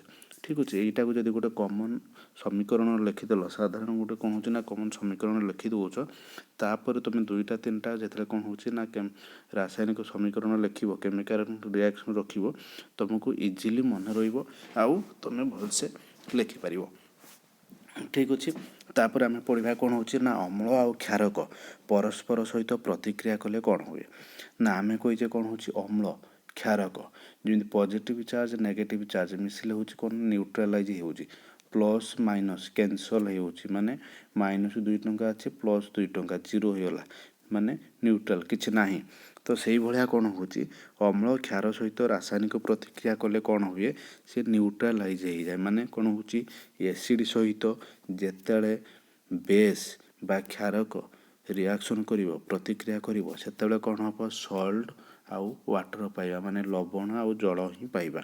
ତାହେଲେ ଏଠି କ'ଣ ହେଉଛି ନା ତୁମେ ଏଇ ସାଧାରଣ ଇକ୍ୱେସନ୍ଟା ଫାଷ୍ଟ ଲେଖିବ, କ୍ଷାରକ ଅମ୍ଳ ସହିତ ରାସାୟନିକ ପ୍ରତିକ୍ରିୟା କଲେ ଲବଣ ଆଉ ଜଳ ମିଳିଥାଏ। ଏହା ପ୍ରଶମିତ ହୋଇ ପ୍ରସନ୍ନୀକରଣ ପ୍ରତିକ୍ରିୟା କୁହନ୍ତି। ତା'ମାନେ କ'ଣ ହେଉଛି ନା ଗୋଟିଏ ଅମ୍ଳ କ୍ଷାରକ ସହିତ ରାସାୟନିକ ପ୍ରତିକ୍ରିୟା ଘଟି ଲବଣ ଓ ଜଳ ଉତ୍ପନ୍ନ ହୁଏ। ଏହି ରାସାୟନିକ ପ୍ରତିକ୍ରିୟାକୁ ପ୍ରଶମନୀକରଣ ପ୍ରତିକ୍ରିୟା କୁହାଯାଏ ବା ନ୍ୟୁଟ୍ରାଲାଇଜେସନ୍ ରିଆକ୍ସନ୍ କୁହାଯାଏ। ଆଉ ଏହାକୁ ସାଧାରଣତଃ ଆମେ କେମିତି ଲେଖନ୍ତି, ଏହି ପ୍ରତିକ୍ରିୟା ଲେଖିଲା ବେଳେ ଆମେ ଲେଖିବା କ'ଣ ହେଉଛି ନା ଅମ୍ଳ ଯୁକ୍ତ କ୍ଷାରକ ତୀର ଚିହ୍ନ ଦେଲେ ଲବଣ ପ୍ଲସ୍ ଜଳ। ତାପରେ ଆମେ କ'ଣ ଦେଖିବା ନା ଆମେ ତାପରେ କେମିକାଲ, ଏଇଟା ହେଉଛି ସାଧାରଣ ଇକ୍ୱେସନ୍ ମାନେ କ'ଣ ହେଉଛି ଜେନେରାଲ୍ ଯେଉଁଟା ଆମେ କୁହନ୍ତି ଜେନେରାଲ୍ ଫର୍ମୁଲା ଯେମିତି କୁହନ୍ତି ସେଗୁଡ଼ା ସାଧାରଣ ଇକ୍ୱେସନ୍। ସବୁ ଅମ୍ଳ ଯେତେ ବି ଅମ୍ଳ ଅଛି କ୍ଷାର ସହିତ ରାସାୟନିକ ପ୍ରତିକ୍ରିୟା କଲେ ତାହେଲେ ଆମେ ପାଇବା କ'ଣ ପାଇବା ନା ସଲ୍ଟ ଆଉ ପ୍ଲସ୍ ୱାଟର ମାନେ ଲବଣ ପ୍ଲସ୍ ଜଳ ପାଇବା। ତାହେଲେ ଆମେ ଦେଖିବା ସୋଡ଼ିୟମ୍ ହାଇଡ୍ରୋକ୍ସାଇଡ୍ ହେଉଛି କ'ଣ ଗୋଟେ କ୍ଷାରକ ଆଉ ହାଇଡ୍ରୋକ୍ଲୋରିକ୍ ଏସିଡ୍ ହେଉଛି କ'ଣ ଗୋଟେ ଅମ୍ଳ, ତା ସହିତ ରାସାୟନିକ ପ୍ରତିକ୍ରିୟା 2 ଜଣଙ୍କ ଭିତରେ ହେଲା, ତାହେଲେ ଆମେ କ'ଣ ପାଇଲେ ନା ପାଇଲେ ଆମେ ଲବଣ ପାଇଲେ ଆଉ ପାଇଲେ କ'ଣ ନା ଜଳ ପାଇଲେ। ଠିକ୍ ଅଛି, ଆମେ ଯେତେବେଳେ ରାସାୟନିକ ସମୀକରଣ କହୁଥିଲେ ସମତୁଲ କରି ଲେଖିବା ତ ସେତେବେଳେ କହୁଥିଲେ ନା ଆମେ ଏପଟେ କେତେଟା ହାଇଡ୍ରୋଜେନ୍ ରହୁଛି ସେପଟରେ କେତେ ହାଇଡ୍ରୋଜେନ୍ ରହୁଛି, ଦେଖ ଏପଟରୁ 2ଟା ହାଇଡ୍ରୋଜେନ୍ ଅଛି, ଏପଟେ ବି 2ଟା ହାଇଡ୍ରୋଜେନ୍ ଅଛି, ଏପଟରେ ସୋଡ଼ିୟମ୍ ଗୋଟେ ଅଛି, ଏପଟରେ ସୋଡ଼ିୟମ୍ ଗୋଟେ ଅଛି, ଏପଟେ କ୍ଲୋରିନ୍ ଗୋଟେ ଅଛି, ଏପଟରେ କ୍ଲୋରିନ୍ ଗୋଟେ ଅଛି, ଏପଟେ ଅକ୍ସିଜେନ୍ ଗୋଟେ ଅଛି, ଏପଟରେ ଅକ୍ସିଜେନ୍। ତାହେଲେ ଏଇଟା କ'ଣ ହେଉଛି ସମତୁଲ ଆକାରରେ ଲେଖା ହେଇଛି। ତାପରେ କ'ଣ ହେଉଛି ଆମେ କହୁଥିଲେ କ'ଣ ହେଉଛି ଇଆର କୌଣସି କେଉଁ ଭୌତିକ ଅବସ୍ଥାରେ ରହୁଛି ତ ସେମାନଙ୍କୁ ବି ଲେଖିବା ପାଇଁ ଦେଖ ସୋଡ଼ିୟମ୍ ହାଇଡ୍ରୋକ୍ସାଇଡ୍ ଯେଉଁଟାକି କ'ଣ ହେଉଛି ନା ଆକ୍ୱସ୍ କଣ୍ଡିସନ୍ରେ ରହିଛି ହେଲା ଦ୍ରବଣ ଆକାରରେ, ଆଉ ହାଇଡ୍ରୋକ୍ଲୋରିକ୍ ଏସିଡ୍ ବି ରହିଛି ଦ୍ରବଣ ଆକାରରେ, ଲବଣ ବି ରହିଛି ଦ୍ରବଣ ଆକାରରେ, ଜଳ ହେଉଛି କ'ଣ ହେଉଛି ନା ଲିକ୍ୱିଡ୍ ତରଳ ଆକାରରେ ରହିଛି। ଏବେ ଦେଖିବା କ'ଣ ହେଉଛି ଧାତବ ଅକ୍ସାଇଡ୍ ଅମ୍ଳ ସହିତ ରାସାୟନିକ ପ୍ରତିକ୍ରିୟା କଲେ କ'ଣ ହେଉଛି ନା ଏଠି ବି ସେଇଭଳିଆ ଆମେ ଦେଖିବା ସାଧାରଣ ସମୀକରଣଟା କ'ଣ ରହୁଛି, ଧାତବ ଅକ୍ସାଇଡ୍ ଅମ୍ଳ ସହିତ ଯେତେବେଳେ କ'ଣ ହେଉଛି ନା ରାସାୟନିକ ପ୍ରତିକ୍ରିୟା କରୁଛି ସେତେବେଳେ କ'ଣ ହେଉଛି ନା ଲବଣ ପ୍ଲସ୍ ଜଳ ଆମେ ପାଉଛେ। ତାହେଲେ ଦେଖ ଏଠି କ'ଣ ହେଉଛି ନା ରାସାୟନିକ ସମୀକରଣକୁ କ'ଣ ହେଉଛି ନା ତାକୁ ସମତୁଲ କରିବାକୁ ଲେଖିବ, କ୍ଷାରକ ଅମ୍ଳ ପ୍ରତିକ୍ରିୟା ଭଳି ଧାତବ ଅକ୍ସାଇଡ୍ ଅମ୍ଳ ସହିତ ରାସାୟନିକ ପ୍ରତିକ୍ରିୟା କଲେ ଲବଣ ଆଉ ଜଳ ଉତ୍ପନ୍ନ ହୁଏ। ତା'ମାନେ ଆମେ କ'ଣ କରିବା ଅମ୍ଳ ଆଉ କ୍ଷାରକର ଯେମିତି ଆମେ ଦେଉଥିଲେ ସେଇଭଳିଆ ଆମେ ଏଠି କ'ଣ କରିପାରିବା ନା ଗୋଟେ ଉଦାହରଣ ବି ଦେଇପାରିବା। ଉଦାହରଣ କ'ଣ ଦେଇପାରିବା ନା କପର ଅକ୍ସାଇଡ୍ ଯେତେବେଳେ କ'ଣ ହେଉଛି ନା କପର ଅକ୍ସାଇଡ୍ ହୋଇଯାଉଛି କ'ଣ ତୁମେ ଦେଖିବ ନୀଳ କ'ଣ ହେଉଛି ନୀଳ ସବୁଜ ହୋଇଯାଏ, କ'ଣ ହେଇଯାଏ ନୀଳ ସବୁଜ ହେଇଯାଏ। ଏଠି ସେ କହିଛି ଗୋଟେ ବେକରେ କିଛି କପର ଅକ୍ସାଇଡ୍ ନିଅ, ଠିକ୍ ଅଛି, ତାପରେ ତାକୁ କ'ଣ ହେଉଛି ନା ହାଇଡ୍ରୋକ୍ଲୋରିକ୍ ଏସିଡ଼୍ରେ ମିଶାଅ। ଠିକ୍ ଅଛି। କପର ଅକ୍ସାଇଡ଼୍ ଆମେ ନେଲେ, ଗୋଟେ ହେଉଛି କ'ଣ ହେଉଛି ନା ଧାତବ ଅକ୍ସାଇଡ଼୍ ଯେଉଁଟାକି ମେଟାଲ ଅକ୍ସାଇଡ଼୍, ତା ସହିତ ଆମେ ହାଇଡ୍ରୋକ୍ଲୋରିକ୍ ଏସିଡ଼୍ ମିଶାଇଲେ। ଠିକ୍ ଅଛି। ହାଇଡ୍ରୋକ୍ଲୋରିକ୍ ଏସିଡ଼୍ ମାନେ କ'ଣ ହେଉଛି ଅମ୍ଳଟା ଏସିଡ଼୍ ମିଶାଇଲା ପରେ ଆମେ ତାପରେ ଦେଖୁଛେ କ'ଣ ହେଉଛି ସେଇଟା। ତାପରେ ଆମେ ଦେଖିବା ଅଧାତବ ଅକ୍ସାଇଡ଼୍ କ୍ଷାରକ ସହିତ ରାସାୟନିକ ପ୍ରତିକ୍ରିୟା କଲେ କ'ଣ ହେବ। ଅଧାତବ ଅକ୍ସାଇଡ଼୍ ତାହେଲେ ଧାତୁ ସହିତ କ'ଣ ହେଉଛି ନା ଅଧାତବ ଅକ୍ସାଇଡ଼୍ ଯେତେବେଳେ କ୍ଷାରକ ସହିତ ରାସାୟନିକ ପ୍ରତିକ୍ରିୟା କରୁଛି ତାହେଲେ ସେଠି କ'ଣ ହେଉଛି ଆମେ ଦେଖିବା ନା ସେଠି ଆମେ ଦେଖିବା ଏଠି ଲେଖା ହେଇଛି କ'ଣ ନା ଏଠି କିଛି କମନ୍ ଇକ୍ୱେସନ୍ ଦେଇନି, ସେ ଦେଇଛି ଦେଖ କ୍ୟାଲସିୟମ୍ ହାଇଡ୍ରୋକ୍ସାଇଡ଼୍ ହେଉଛି କ'ଣ ହେଉଛି ନା କ୍ୟାଲସିୟମ୍ ହାଇଡ୍ରୋକ୍ସାଇଡ଼୍ ଠିକ୍ ଅଛି ହେଉଛି ଗୋଟେ କ୍ଷାରକ। କାର୍ବନ ଡାଇଅକ୍ସାଇଡ଼୍ ହେଲା ସହିତ ରାସାୟନିକ ପ୍ରତିକ୍ରିୟା କଲେ ତାହେଲେ ଲବଣ ଆଉ ଜଳ ହେଉଛି। ତାହେଲେ ଏହି ରାସାୟନିକ ପ୍ରତିକ୍ରିୟା କ୍ଷାରକ ଆଉ ଅମ୍ଳ ମଧ୍ୟରେ ଘଟୁଥିବା ରାସାୟନିକ ପ୍ରତିକ୍ରିୟା ସହିତ ସମାନ। ତାମାନେ ଆମେ ପଢ଼ୁଥିଲେ କ'ଣ ହେଉଛି ଅମ୍ଳ କ୍ଷାର ସହିତ ରାସାୟନିକ ପ୍ରତିକ୍ରିୟା କଲେ ଲବଣ ଆଉ ଜଳ ମିଳୁଛି। ତାପରେ ଆମେ ପଢ଼ୁଥିଲେ କ'ଣ ହେଉଛି ନା ଧାତବ ଅକ୍ସାଇଡ଼୍ ଯେତେବେଳେ ଅମ୍ଳ ସହିତ ରାସାୟନିକ ପ୍ରତିକ୍ରିୟା କରୁଥିଲା ଜଳ ଆଉ ଲବଣ ମିଳୁଥିଲା। ଏବେ ଆମେ ଦେଖିଲେ କ'ଣ ହେଉଛି ନା ଅଧାତବ ଅକ୍ସାଇଡ଼୍ ଯେତେବେଳେ କ୍ଷାର ସହିତ ରାସାୟନିକ ପ୍ରତିକ୍ରିୟା କରୁଛି ସେତେବେଳେ ଆମେ ପାଉଛେ କ'ଣ ନା ପ୍ରତିକ୍ରିୟା କରୁଛି ସେତେବେଳେ ଆମେ କ'ଣ ପାଉଛେ ନା ସେ ସମାନ ଲବଣକୁ ଜଳ ପାଉଛି। ତାହେଲେ କ'ଣ ହେଉଛି ନା ଏଇଟା ତାହେଲେ କ'ଣ ହେଲା ସମାନ ରହିଛି ତା ସହିତ। ତାପରେ ଆମେ ଦେଖିବା ସମସ୍ତ ଅମ୍ଳ ମଧ୍ୟରେ ସମସ୍ତ କ୍ଷାର ମଧ୍ୟରେ ସମାନତା କ'ଣ ଅଛି ହେଲା।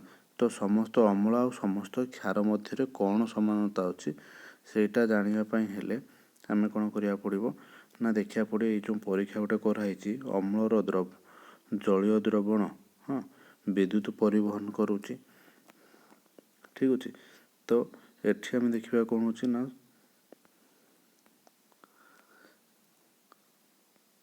ଦେଖିବା ଆମେ ସେ କହୁଛି ଯେ ତୁମ ପାଇଁ କାମ ଏଠି କ'ଣ ଦେଲା ନା ଦେଖୁଛୁ ଅମ୍ଳ ଗୁଡ଼ିକ ସମାନ ରାସାୟନିକ ଧର୍ମ ବହନ କରେ। କେଉଁ କାରଣ ଯୋଗୁଁ ସେମାନଙ୍କ ଧର୍ମର ସାମଞ୍ଜସ୍ୟତା ଅଛି ସେଇଟା କ'ଣ ହେଉଛି ନା ଦେଖାଯାଇଥାଏ। ସେଇଟା ହେଉଛି କ'ଣ ତୁମ ପାଇଁ କାମ ଏତିକି ଦେଖିଲେ ଅମ୍ଳ ଗୁଡ଼ିକ ଧାତୁ ସହିତ ପ୍ରତିକ୍ରିୟା କରି ହାଇଡ୍ରୋଜେନ୍ ଗ୍ୟାସ୍ ସୃଷ୍ଟି କରନ୍ତି। ତେଣୁ ହାଇଡ୍ରୋଜେନ୍ ସମସ୍ତ ଅମ୍ଳରେ ରହିଥିବା ପରି ମନେ ହୁଏ। ତାହେଲେ କ'ଣ ହେଉଛି ନା ଅମ୍ଳ ଗୁଡ଼ିକ ଧାତୁ ସହିତ ରାସାୟନିକ ପ୍ରତିକ୍ରିୟା କଲେ ଆମେ କହିଥିଲେ କ'ଣ ହେଉଛି ହାଇଡ୍ରୋଜେନ୍ ଗ୍ୟାସ୍ କ'ଣ କରୁଛି ନା ରିଲିଜ୍ ହେଉଛି ନିର୍ଗତ ହେଉଛି। ତାହେଲେ ଆମେ ସେଥିପାଇଁ କହୁଛେ କ'ଣ ନା ହାଇଡ୍ରୋଜେନ୍ ସମସ୍ତ ଅମ୍ଳରେ ରହିଥିବା ପରି ମନେ ହୁଏ। ତାହେଲେ ହାଇଡ୍ରୋଜେନ୍ ଥିବା ସମସ୍ତ ଯୌଗିକ ଅମ୍ଳୀୟ କି ତାହା ଜାଣିବା ପାଇଁ ଗୋଟେ ପରୀକ୍ଷା କରାହେଇଛି। ହାଇଡ୍ରୋଜେନ୍ ଯେଉଁଥିରେ ଥିବ ତାହେଲେ ସେଇଟା ଅମ୍ଳୀୟ ହେବ। ଠିକ୍ ଅଛି। ତାହେଲେ ଏଇଟା କ'ଣ ହେଉଛି ନା ସେଇ ଏକ୍ସପେରିମେଣ୍ଟଟା କରାହେଇଛି।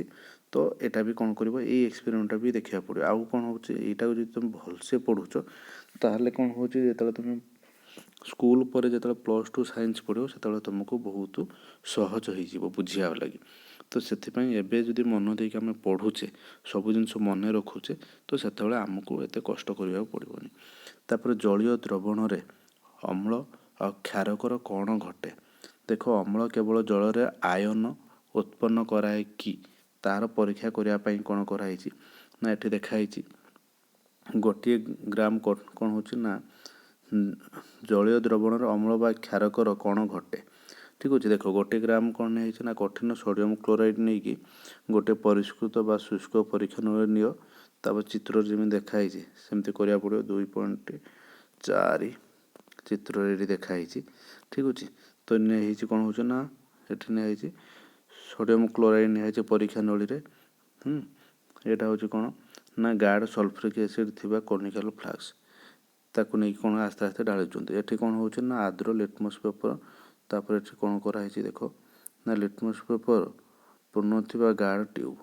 ହଉ ଦେଖିବା କ'ଣ ହେଇଛି ନା କିଛି ଗାଢ଼ ସଲଫ୍ୟୁରିକ୍ ଏସିଡ଼୍ ପରୀକ୍ଷା ନଳୀରେ ମିଶା କ'ଣ ଦେଖୁଛ କିଛି କ'ଣ ଗ୍ୟାସ୍ ନିର୍ଗମ ନଳୀ ବାଟେ ବାହାରୁଛି କି ନିର୍ଗମ ହେଉଥିବା ଗ୍ୟାସ୍କୁ କ୍ରମାନ୍ୱୟରେ ଶୁଖିଲା ବା ଆର୍ଦ୍ର ଲିଟମସ୍ କାଗଜରେ ପରୀକ୍ଷା କର ହେଲା।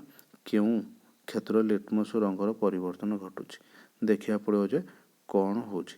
ତ ଏଥିରେ ହେଉଛି କ'ଣ ହେଉଛି ନା HCl ଗ୍ୟାସ୍ର ପ୍ରସ୍ତୁତି। ତା ମାନେ କ'ଣ ହେଉଛି ନା ସୋଡ଼ିୟମ୍ କ୍ଲୋରାଇଡ଼୍ ଅଛି ସଲଫ୍ୟୁରିକ୍ ଏସିଡ଼୍ ଯେତେବେଳେ କିଛି ଆଡ଼୍ କଲେ କ'ଣ ହେଉଛି ନା ତାଙ୍କ ଭିତରେ ରିଆକ୍ସନ୍ ହେଉଛି। ରିଆକ୍ସନ୍ ହେଲା ପରେ HCl ଗ୍ୟାସ୍ର ପ୍ରସ୍ତୁତି ହେଉଛି।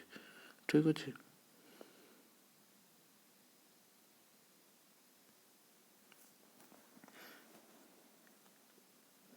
तापर देखिबा कौन होची ना एठी देखो ना ACL जो कौन हो वाटर सहित रिएक्शन करुँचे ताहले कौन हो आयन फॉर्मेशन करुँची ठीक अच्छे तो आयन फॉर्मेशन करुँची ये गोटे जानापी जान कि माने यही जिन भी मन रखा दरकार ये जो अच्छी बॉक्स भितर जो लिखाई समस्त क्षारक जल द्रवीभूत हुए ना क्षारक बा आल्कालाइन होउची एक क्षारक जहाँकि जल द्रवीभूत हुए समस्त क्षारक जल द्रवीभूत हुए क्षार बा आल्काली होउची एक क्षारक जहाँकि जल द्रवीभूत हुए सेगुड़ी को हाथ को साबुन परी लगे माने लालुआ लगे पाटी को खारिया लगे आ क्षयकारी कोरोसी माने आस्ते आस्ते कौन कर लुहार कलंक लगुच से टाइप सेगुड़ी को केबे चाख ना कि स्पर्श करनी कारण सेगुड़ी को कौन हो क्षति पहुँचाई पार कहीं आम जानी ना कहार केतटा क्षारीय प्रॉपर्टी अच्छी अम्लीय प्रॉपर्टी गुण अच्छी तो जोटा अधिक क्षारीय अम्लीय गुण थी से कौन हो आम हाथ को जालीदेव नष्ट करदेव तो से भाया जोटा कौन हो अधिक अम्लीय थी क्षारीय भी थोड़ा असुविधा जोटा आम जानी ना खाईदे से कौन हो केवे हाथ में डायरेक्ट मारनी एबे देखिबा हमें कौन ना ये किसी प्रश्न दिखाई तो देखिए आम भी देखा कौन हो ना अम्ल क्षार द्रवण केते सबल केमती जानिबा देख अम्ल क्षार सूचक गुड़िक व्यवहार करी गोटे अम्ल और गोटे क्षारक किपर जानीब ता आम जानी कहीं लिटमस पेपर आम जापर पूर्व आम पढ़ले कौन हो ना जो थे कौन हो आम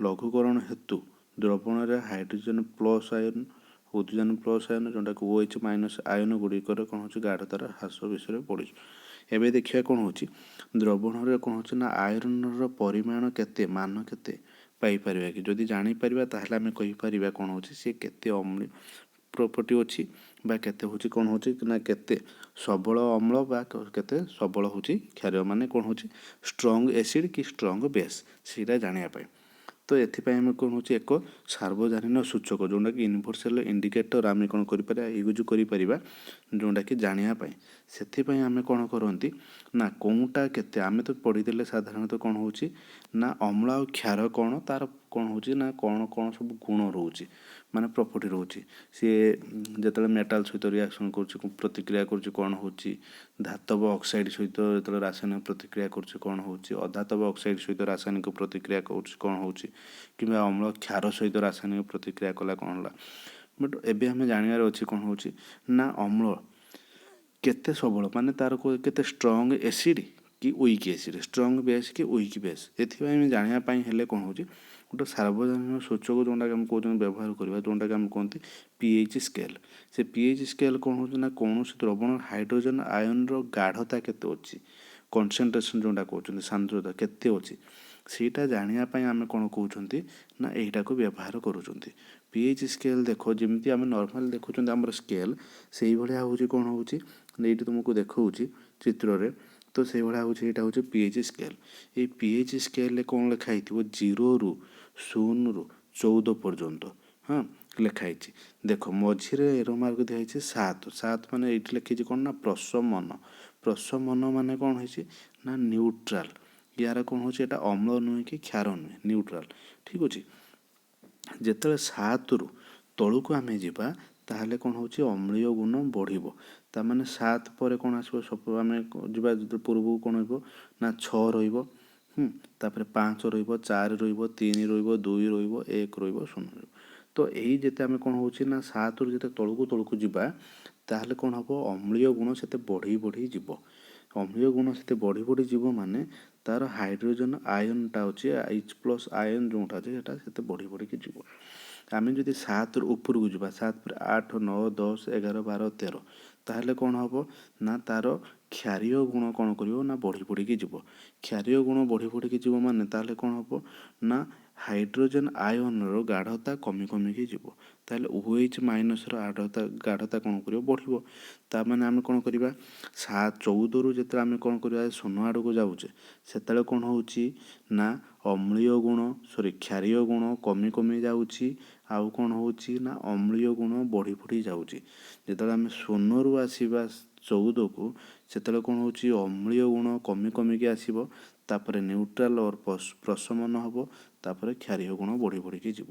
ଏଇଟା ହେଉଛି ପିଏଚ୍ ସ୍କେଲ୍।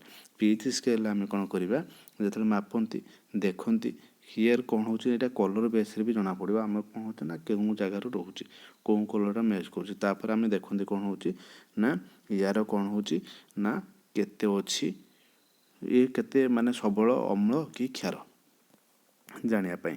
ତ ସେଥିପାଇଁ କ'ଣ ହେଉଛି ନା ଆମେ ବି ଏଇଠି କ'ଣ ହେଉଛି ନା ପିଏଚ୍ କାଗଜ ଯେଉଁ ଅଛି ସେଇଟାକୁ ନେଇକି ଆମେ ବ୍ୟବହାର କରିକି ଜାଣିପାରିବା ଆମର ଯେଉଁ ଜିଭର ଲାଳ ଅଛି, ଆମର ଯେଉଁ କ'ଣ ହେଉଛି ନା ସାଲାଇଭା ସିକ୍ରେସନ୍ ହେଉଛି ହେଲା, ଖାଇବା ପୂର୍ବରୁ କେତେ ଅଛି, ଖାଇବା ପରେ କେତେ ଅଛି, ଲେମ୍ବୁ ରସରେ କେତେ ଅଛି, ତାପରେ ବର୍ଣ୍ଣହୀନ ବାୟୁ ସେଠି ବି ଆମେ ଦେଖିପାରିବା, ଗାଜର ରସ, କଫି, ଟମାଟୋ, କଳପାଣି, ତାପରେ ସୋଡ଼ିୟମ ହାଇଡ୍ରୋକ୍ସାଇଡ଼, ତାପରେ ଆମର ସୋଡ଼ିୟମ କ୍ଲୋରାଇଡ଼, ଏଗୁଡ଼ାକ ବି ଦେଖିପାରିବା। ଦେଖ ଏଠି କ'ଣ ହେଉଛି ନା ପିଏଚ୍ କାଗଜରେ କେତେକ କ'ଣ ହେଉଛି ପଦାର୍ଥ ଗୁଡ଼ିକର ଯେଉଁଟାକି ପିଏଚ୍ ବା ତା'ର ଅମ୍ଳୀୟ ଆଉ କ୍ଷାରର ସବଳତା ଉପରେ ଦେଖାହେଇଛି। ଦେଖ ଆମେ କହୁଛେ କ'ଣ ହେଉଛି ନା 7 କହିଛେ କ'ଣ ହେଉଛି ନା ନ୍ୟୁଟ୍ରାଲ୍ ଯେଉଁଟା ପ୍ରଶମିତ, ତାପରେ କ'ଣ ହେଉଛି ନା 7ରୁ ତଳକୁ ଗଲେ ଅମ୍ଳୀୟ ଗୁଣ ବଢ଼ୁଛି, 7ରୁ ଉପରକୁ ଗଲେ କ'ଣ ହେଉଛି ନା ଅମ୍ଳୀୟ ଗୁଣ କମୁଛି, କ୍ଷାରୀୟ ଗୁଣ ବଢ଼ୁଛି। ତ ଦେଖ ମିଲ୍କ ଅଫ୍ ମ୍ୟାଗ୍ନେସିୟମ୍ ଯାହାର କି ହେଉଛି କ'ଣ ନା ପିଏଚ୍ ହେଉଛି କେତେ ନା 10, ତାପରେ ସୋଡ଼ିୟମ ହାଇଡ୍ରୋକ୍ସାଇଡ଼ ଦ୍ରବଣ ପ୍ରାୟ ଯେଉଁଟାକି ପିଏଚ୍ ହେଉଛି କେତେ 14। ତାମାନେ ଇଏ ହେଉଛି କ'ଣ ପୁରା ଷ୍ଟ୍ରଙ୍ଗ ହେଉଛି କ'ଣ ନା ସବଳ କ୍ଷାରୀୟ। ଏଠି ହେଲା କ'ଣ ଆମର ଯେଉଁ ପାଚନ ରଶ୍ମ ମାନେ ରସ ଯେଉଁଟାକି ହେଉଛି ଡାଇଜେଷ୍ଟିଭ୍ ଜୁସ୍, ଆମର ବଡ଼ିରେ ଯେଉଁ ସିକ୍ରେସନ୍ ହେଉଛି ଡାଇଜେସନ୍ ପାଇଁ, ୟାର ପିଏଚ୍ କେତେ ରହୁଛି 1.2। ହେଲା ଲେମ୍ବୁ ରସ, ଲେମ୍ବୁରୁ ଆମେ ଜାଣିଛେ କ'ଣ ହେଉଛି ନା ସାଇଟ୍ରିକ୍ ଏସିଡ଼ ରହୁଛି ଯେଉଁଟା 2.2। ଆମର ଯେଉଁ ଅଛି କ'ଣ ହେଉଛି ନା ବିଶୁଦ୍ଧ ଜଳ କ'ଣ ହେଉଛି ନା ଯେଉଁଥିରେ କି କିଛି ମିନେରାଲ୍ ଖଣିଜ ଲବଣ ନଥିବ, ଠିକ୍ ଅଛି, ଆମେ ଯେଉଁଟା କହୁଛେ ଡିଷ୍ଟିଲ୍ ୱାଟର, ଠିକ୍ ଅଛି। ତ ଯେଉଁଟା ମିନେରାଲ୍ ଫ୍ରି ୱାଟର, ଖଣିଜ ଲବଣ ତା ଦେହରେ କିଛି ନଥିବ, ସେଥିରେ କହୁଛୁ କେତେ ନା ସାଧାରଣତଃ ସିଏ କ'ଣ ରୁହେ ନା ନ୍ୟୁଟ୍ରାଲ୍ ରୁହେ। ରକ୍ତ ଆମର ଯେଉଁ ବ୍ଲଡ଼୍ର ରହୁଛି କେତେ ପିଏଚ୍, ଏଠି 7.4 ଲେଖା ହେଇଛି, ବଟ୍ ଆମେ ସେଇଟା କ'ଣ ହେଉଛି ନା ଏକ୍ଜାକ୍ଟ 7.4 ହୁଏନି, 7.2 ଟୁ 7.4 ରହିଥାଏ, ଠିକ୍ ଅଛି। ତ ଆମେ ସେଠୁ କ'ଣ କରୁଛେ ତାର ଏଠୁ ଜାଣିପାରିଲେ ଯେ ଗୋଟେ ଅମ୍ଳୀୟ ବା କ୍ଷାରକର ସବଳତା ତାର କ'ଣ ହେଉଛି ନା ହାଇଡ୍ରୋଜେନ୍ ଆୟନ ଆଉ ଯେଉଁଟାକି H+ ଆୟନ ଆଉ OH- ଆୟନର ସଂଖ୍ୟା ଉପରେ ନିର୍ଭର କରିବ। ତ ସେଇଟା କେତେ ରହୁଛି ସେଇ ହିସାବରେ ଆମେ ଜାଣିପାରିବା। ଯାହାର H+ ଆୟନର ଗାଢ଼ତା ଅଧିକ ଥିବ ସିଏ ସେତେ କ'ଣ ହେଉଛି ନା ସବଳ ଅମ୍ଳ, ସେଟା ଯାହାର OH- ଆୟନର ଗାଢ଼ତା ଯେତେ ଅଧିକ ରହିବ ସିଏ ସେତେ ହେଉଛି ନା ସବଳ କ୍ଷାର। ଏବେ ଦେଖିବା ଦୈନନ୍ଦିନ ଜୀବନରେ ପିଏଚ୍ର ଗୁରୁତ୍ୱପୂର୍ଣ୍ଣ କ'ଣ ହେଲା। ଉଦ୍ଭିଦ ପ୍ରାଣୀ ଗୁଡ଼ିକ ପିଏଚ୍ ସଚେତନ କି ନୁହଁ ନା ହଁ, ଏଠି କ'ଣ ହେଉଛି ନା ସମସ୍ତଙ୍କ ପାଇଁ ଗୋଟେ ପର୍ଟିକୁଲାର କ'ଣ ହେଉଛି ନା ପିଏଚ୍ ଦରକାର, ଠିକ୍ ଅଛି। ତ ସମସ୍ତଙ୍କ ପାଇଁ କ'ଣ ହେଉଛି ନା ଗୋଟେ ପର୍ଟିକୁଲାର ପିଏଚ୍ ଦରକାର ବଞ୍ଚିବା ପାଇଁ ହେଲେ। ଯେମିତିକି ଆମେ କହୁଛେ ଅମ୍ଳ, ତୁମେ ଯେତେବେଳେ ପଢ଼ିବ ପରିବେଶ ପ୍ରଦୂଷଣ, ପରିବେଶ ପ୍ରଦୂଷଣରେ ବାୟୁ ପ୍ରଦୂଷଣ ପଡ଼ିବ, ସେତେବେଳେ ବି ଗୋଟେ ପଢ଼ିବ କ'ଣ ହେଉଛି ଅମ୍ଳ ବର୍ଷା, ଏସିଡ୍ ରେନ୍ କେମିତି ହେଉଛି ସେତେବେଳେ ଦେଖିବା। କ'ଣ ହେଉଛି ନା ଏଠି କ'ଣ ହୁଏ ନା ପିଏଚ୍ର ଯେଉଁ ପରିବର୍ତ୍ତନ ହୁଏ, ଆମର ଯେଉଁ ହେଲା କ'ଣ ହେଉଛି ନା ନାଇଟ୍ରୋଜେନ୍ ଅକ୍ସାଇଡ଼ ରିଲିଜ୍ ହେଉଛି, ସେଟା ଆମର ଯାଏ ବାୟୁମଣ୍ଡଳକୁ ଯାଇକି କ'ଣ ହେଉଛି ନା ଜଳ ସହିତ ମିଶିକି ଯଦି ବର୍ଷା ସହିତ ମିଶିକି ସେ ନାଇଟ୍ରିକ୍ ଏସିଡ୍ ହୁଏ। ନାଇଟ୍ରିକ୍ ଏସିଡ୍ ହେଲା ପରେ ସେଇଟା ବର୍ଷା ଜଳରେ ମିଶିକି ବର୍ଷା ସହିତ ପଡ଼ିବ, ତାର ପିଏଚ୍ ରହିବ କେତେ ନା 5.6ରୁ କମ୍ ଥାଏ, ଯେଉଁଟାକି ଏସିଡ଼ିକ୍ ଥାଏ। ସେଥିପାଇଁ ଅମ୍ଳ ତାକୁ କୁହନ୍ତି କ'ଣ ଅମ୍ଳ ବର୍ଷା ବା ଏସିଡ୍ ରେନ୍। ସିଏ ତାପରେ ନଦୀ ଜଳରେ ମିଶିଗଲା ପରେ ତାର ଅମ୍ଳୀୟ ଗୁଣଟା କ'ଣ ହୋଇଯାଏ ନା କମିଯାଏ, ତାର ଗାଢ଼ତାଟା କମିଯାଏ। ଆଉ ଯଦି ଅମ୍ଳୀୟ ଗୁଣ ଅଧିକ ରହିଲା ତାହେଲେ ସେଥିରେ ଯେଉଁ ଅଛନ୍ତି ଜଳଚର ଯେଉଁ ଜୀବମାନେ ଅଛନ୍ତି, ମାଛ ରହିଲେ, ମାଛ, କଙ୍କଡ଼ା, ଚିଙ୍ଗୁଡ଼ି ଯାହା ବି ରହିଛନ୍ତି ଜଳଚର ଜୀବମାନେ କିମ୍ବା ଜଳଜ ଉଦ୍ଭିଦମାନେ ଅଛନ୍ତି, ସେମାନଙ୍କର କ'ଣ ହେଉଛି ନା ହାନି ଘଟିଥାଏ, ଠିକ୍ ଅଛି। ଦେଖ ଅମ୍ଳ ଅନ୍ୟ ଗ୍ରହରେ ଅମ୍ଳ କେମିତି ଅଛି ଶୁକ୍ର ଗ୍ରହର ବାୟୁମଣ୍ଡଳର ସଲଫ୍ରିକ୍ ଏସିଡ୍ର ଏକ ବହଳିଆ ଧଳା ହଳଦିଆ ବାଦଲରେ ଗଠିତ। ଏହି ଗ୍ରହରେ ଜୀବନ ଧାରଣ ସମ୍ଭବ ବୋଲି ଭାବିପାରୁଛ କି? ଯଦି ଅମ୍ଳ ଅଧିକ ରହୁଛି ତାହେଲେ କ'ଣ ହେଉଛି ସେଥିରେ ବଞ୍ଚିବା କଷ୍ଟ ହେଇଯିବ ନା, କାରଣ ଆମ ପାଇଁ ଯଦି କ'ଣ ହେଉଛି ନା pH ବାଲାନ୍ସ କିମ୍ବା କ'ଣ ହେଉଛି ଯେଉଁଟାକି କହୁଛେ ଆଇଡ଼ିଆଲ୍ pH ଆଦର୍ଶ pH ଯଦି ନ ରହିଲା ତାହେଲେ ଆମେ ବଞ୍ଚିବା କଷ୍ଟ ହେଇଯିବ। ଠିକ୍ ଅଛି। ତାପରେ ଆମେ ଦେଖ ଆମର ପରିପାକ ବ୍ୟବସ୍ଥାରେ pH ମାନେ ଆମର ଯେଉଁ ଡାଇଜେଷ୍ଟିଭ୍ ସିଷ୍ଟମ୍ ଆମର ଯେଉଁ ଖାଦ୍ୟ କ'ଣ ହେଉଛି ନା ହଜମ ହେଉଛି ସେଥିରେ ବି କ'ଣ ହେଉଛି ନା ଗୋଟେ ପର୍ଟିକୁଲାର pH କିନ୍ତୁ ଆମ ବଡ଼ିରେ କ'ଣ ହେଉଛି ନା ଆମ ଯେଉଁ ପାକସ୍ଥଳୀରେ ଆମ ଶରୀରର ପାକସ୍ଥଳୀରେ ହାଇଡ୍ରୋକ୍ଲୋରିକ୍ ଏସିଡ୍ କ'ଣ ହେଉଛି ନା କ୍ଷରଣ ହେଉଛି ଯେଉଁଟାକି ଆମର ଖାଦ୍ୟ ହଜମ କରିବା ପାଇଁ ସାହାଯ୍ୟ କରୁଛି। କିନ୍ତୁ ଯେତେବେଳେ ଆମକୁ କ'ଣ ହେଉଛି ନା ଅର୍ଜିନ୍ ହେଉଛି ଯେଉଁଟାକି ଇନଡାଇଜେସନ୍ କହୁଛନ୍ତି ସେହି ସମୟରେ ପାକସ୍ଥଳୀ ଅଧିକ ଅମ୍ଳ ଉତ୍ପନ୍ନ କରିଥାଏ ଆଉ ପେଟର ଯନ୍ତ୍ରଣା ହୋଇଥାଏ, ଆମକୁ ଅସୁସ୍ଥ ଅନୁଭବ ହୋଇଥାଏ ହେଲା। ଏହି ଯନ୍ତ୍ରଣାର ଆମେ ଉପଶମ କରିବା ପାଇଁ କ'ଣ କରନ୍ତି ନା କିଛି ଖାଇବା ସୋଡ଼ା ପାଟିରେ କିଛି ଖାଇଦିଅନ୍ତି କିମ୍ବା ଆମେ କ'ଣ କରନ୍ତି ଡାଇଜିନ୍ ଖାଇଦିଅନ୍ତି ଯେଉଁଥିରେ କି କ୍ଷାରକ ଥାଏ। ତ ଆମେ ଯେଉଁ ଖାଇବା ସୋଡ଼ା କହୁଛନ୍ତି ସେଇଟା ତ ଗୋଟେ କ୍ଷାର, ନହେଲେ କ'ଣ ହେଉଛି ନା ପ୍ରତି ଅମ୍ଳ ଯେଉଁଟା ଆମେ କହୁଛେ ଆଣ୍ଟାସିଡ୍ ବି କୁହାଯାଏ, ତାକୁ ଆମେ ଖାଇଦେଲେ କ'ଣ ହେଉଛି ନା ସେଇଟା ହେଉଛି ନ୍ୟୁଟ୍ରାଲାଇଜ୍ ହେଇଯାଏ, ପ୍ରଶମିତ ହେଇଯାଏ। କିମ୍ବା ଆମେ କ'ଣ କରନ୍ତି ନା ମୃଦୁ କ୍ଷାରକ ଯେଉଁଟାକି ଆମେ କହୁଛେ ମାଗ୍ନେସିୟମ୍ ହାଇଡ୍ରୋକ୍ସାଇଡ଼୍ ଯେଉଁଟା ମିଲ୍କ ଅଫ୍ ମାଗ୍ନେସିୟମ୍ ଅନେକ ସମୟରେ ବି ଆମେ ଏଇଟାକୁ ବ୍ୟବହାର କରିଥାନ୍ତି ପ୍ରଶମନକୁ ସେଇଟା କ'ଣ ହେଉଛି ନା ଚିକିତ୍ସା ପାଇଁ। ସେଇଟା pHର ପରିବର୍ତ୍ତନ ହେଲେ ଆମର ଦାନ୍ତ କ୍ଷୟ ହୋଇଥାଏ। କ୍ଷୟ ହେବାର କାରଣ କ'ଣ ନା ଦେଖ ପାଟିର pH କ'ଣ ହେଉଛି 5.5ରୁ କମ୍ ହୋଇଗଲେ କ'ଣ ହେଉଛି ନା ଦନ୍ତ କ୍ଷୟ ଆରମ୍ଭ ହୋଇଯାଏ। କ୍ୟାଲସିୟମ୍ ଫସଫେଟ୍ରେ ଗଠିତ ଦାନ୍ତ ବହିରେ ଆବରଣ ଯେଉଁଟାକି ଆମେ କହୁଛେ ଟୁଥ୍ ଏନାମେଲ୍ ଯେଉଁଟାକି ସବୁଠୁ hardest part of the body enamel ଶରୀରର ମଧ୍ୟରେ ସବୁଠାରୁ ଅଧିକ ଶକ୍ତ ପଦାର୍ଥ। ଏହା ଜଳରେ ଦ୍ରବୀଭୂତ ହୁଏନି କିନ୍ତୁ ପାଟିର ଯେଉଁ ଏସିଡ୍ pH ଯେତେବେଳେ କ'ଣ ହେଉଛି 5.5ରୁ କମ୍ ହେଲେ ଏହା କ୍ଷୟ ହୋଇଯାଏ। ଖାଇସାରିବା ପରେ ପାଟିରେ ଲାଗି ରହିଥିବା ମିଠା ଜିନିଷ ଖାଦ୍ୟ କଣିକାକୁ ପାଟିର ଜୀବାଣୁ ଯେଉଁ ବ୍ୟାକ୍ଟେରିଆ ଅଛନ୍ତି ସେମାନେ କ'ଣ କରନ୍ତି ନା ମାଇକ୍ରୋ ଅର୍ଗାନିଜମ୍ ଅଣୁଜୀବ ଯେଉଁ ଅଛନ୍ତି ବ୍ୟାକ୍ଟେରିଆ ସେମାନେ ତାକୁ କ'ଣ କରନ୍ତି ନିମ୍ନକରଣ ମାନେ ଡିଗ୍ରେଡେସନ୍ କରିଦିଅନ୍ତି। ସେ ଆମର ଯେଉଁ ଏନାମେଲ୍ ଅଛି ଏହି ଅମ୍ଳରେ ପରିଣତ ସେ କ'ଣ କରନ୍ତି ନା ଖାଦ୍ୟ ପଦାର୍ଥକୁ ତାକୁ ଡିଗ୍ରେଡ୍ କରିଦେଲେ ଭାଙ୍ଗିଦେଲେ ଭାଙ୍ଗି ତାଙ୍କ ନିଜ ଖାଦ୍ୟ ହିସାବରେ ସେମାନେ ବ୍ୟବହାର କରିବେ। ତାହେଲେ କ'ଣ ହେଉଛି ନା କରି ଅମ୍ଳରେ ପରିଣତ କରେ, କିଛି ଏସିଡ୍ ତା ଦେହରେ ଫର୍ମେସନ୍ ହେଇଯାଏ। ଏହାର ପ୍ରତିକ୍ରିୟା ପାଇଁ ସର୍ବୋତ୍ତମ ଉପାୟ ହେଉଛି ଖାଇସାରିବା ପରେ ପାଟିକୁ ଭଲ ଭାବରେ ଧୋଇବା, ଟୁଥପେଷ୍ଟ ଆଉ ସାଧାରଣତଃ କ୍ଷାରୀୟ ବ୍ୟବହାର କରି ଦାନ୍ତ ଘଷିଲେ ପାଟିର ଅମ୍ଳ କମିଯିବ, ଦନ୍ତ କ୍ଷୟରୁ ବି ଆମେ ବଞ୍ଚିପାରିବା। ତାହେଲେ ଅମ୍ଳ ରାସାୟନିକ ଯୁଦ୍ଧ ଜରିଆରେ ପ୍ରାଣୀ ଓ ଉଦ୍ଭିଦର ଆତ୍ମରକ୍ଷା। ଦେଖ ଏଇଟା ଆମେ ଭଲ ଭାବରେ ସମସ୍ତେ ଜାଣିଛନ୍ତି, ତୁମେ ଦେଖିଛ ବିରୁଡ଼ି ହେଉ ମହୁମାଛି ହେଉ ନାଲି ପିମ୍ପୁଡ଼ି ହେଉ ଏମାନେ କାମୁଡ଼ି ଦେଲେ ଆମକୁ ବହୁତ ଜୋର କ'ଣ ହେଉଛି ନା ପୋଡ଼େ କୁଣ୍ଡେଇ ହୁଏ ତ ଯେଉଁ ତାହେଲେ ଏଥିରେ କ'ଣ ହେଉଛି ନା କ'ଣ କ'ଣ ଅଛି ଦେଖ ମହୁମାଛି ତୁମକୁ କେବେ ଦଂଶନ ଯଦି କରିଛି ତାହେଲେ ତୁମେ ଦେଖ ଆସି ଆମକୁ କ'ଣ ହେଉଛି ଯନ୍ତ୍ରଣା ହୁଏ, ଜଳା ପୋଡ଼ା କରେ। ଖାଇବା ସୋଡ଼ା ପରି ମୃଦ କ୍ଷାରକ ଦଂଶନ ସ୍ଥଳରେ ବ୍ୟବହାର କଲେ ଉପଶମ ମିଳିଥାଏ କିମ୍ବା ଆମେ କ'ଣ କରିପାରିବା ନା ଲଗେଇ ପାରିବା ଖାଇବା ସୋଡ଼ା ହେଲା ନହେଲେ ସୋଡ଼ିୟମ୍ ହାଇଡ୍ରୋକ୍ସାଇଡ଼୍ ଯଦି ଅଛି ବି ତାକୁ ତାର ସଲ୍ୟୁସନ୍ ଦ୍ରବଣ ବି ଟିକେ ଲଗେଇଦେଲେ ବି ଆମକୁ ସେଇଟା ଉପଶମ ମିଳିଥାଏ। ବିଛୁଆତି ପତ୍ରର ଆଂଶୁ ଦେହରେ ଫୋଡ଼ି ହୋଇଗଲେ ମିଥାନୋଇକ୍ ଏସିଡ଼୍ ବା ଯେଉଁଟାକି ଆମେ କହୁଛେ ଫର୍ମିକ୍ ଏସିଡ଼୍ ସେଇଟା ଆମ ଦେହରେ ଲାଗିଯାଏ, ଲାଗିଗଲେ ଇଏ ବି ପୋଡ଼ା ଜଳା କରେ। ସେଇଭଳି କ'ଣ ହେଉଛି ନା ଯଦି ଆମକୁ ନାଲି ପିମ୍ପୁଡ଼ି ବି କାମୁଡ଼େ ସେଥିରେ ବି କ'ଣ ହେଉଛି ନା ଫର୍ମିକ୍ ଏସିଡ଼୍ ଅଛି, ସେଇଟା ବି ଆମ ଦେହରେ ଲାଗିଲେ ଆମକୁ ବହୁତ ଜୋର ଜଳାପୋଡ଼ା ହୋଇଥାଏ ଆଉ କ'ଣ ହୋଇଥାଏ ନା ଫଳି ଯାଇଥାଏ। ବିଛୁଆତି ଏକ ଲଟା ଜାତୀୟ ଉଦ୍ଭିଦ, ଏହା ସାଧାରଣତଃ ବଣୁଆ ଜମିରେ ବଢ଼ିଥାଏ। ଏହାର ପତ୍ରରେ ସରୁ ମୁନିଆ ଲୋମ ରହିଥାଏ। ଏହା ଶରୀରକୁ ଫୋଡ଼ି ପକାଇପାରେ।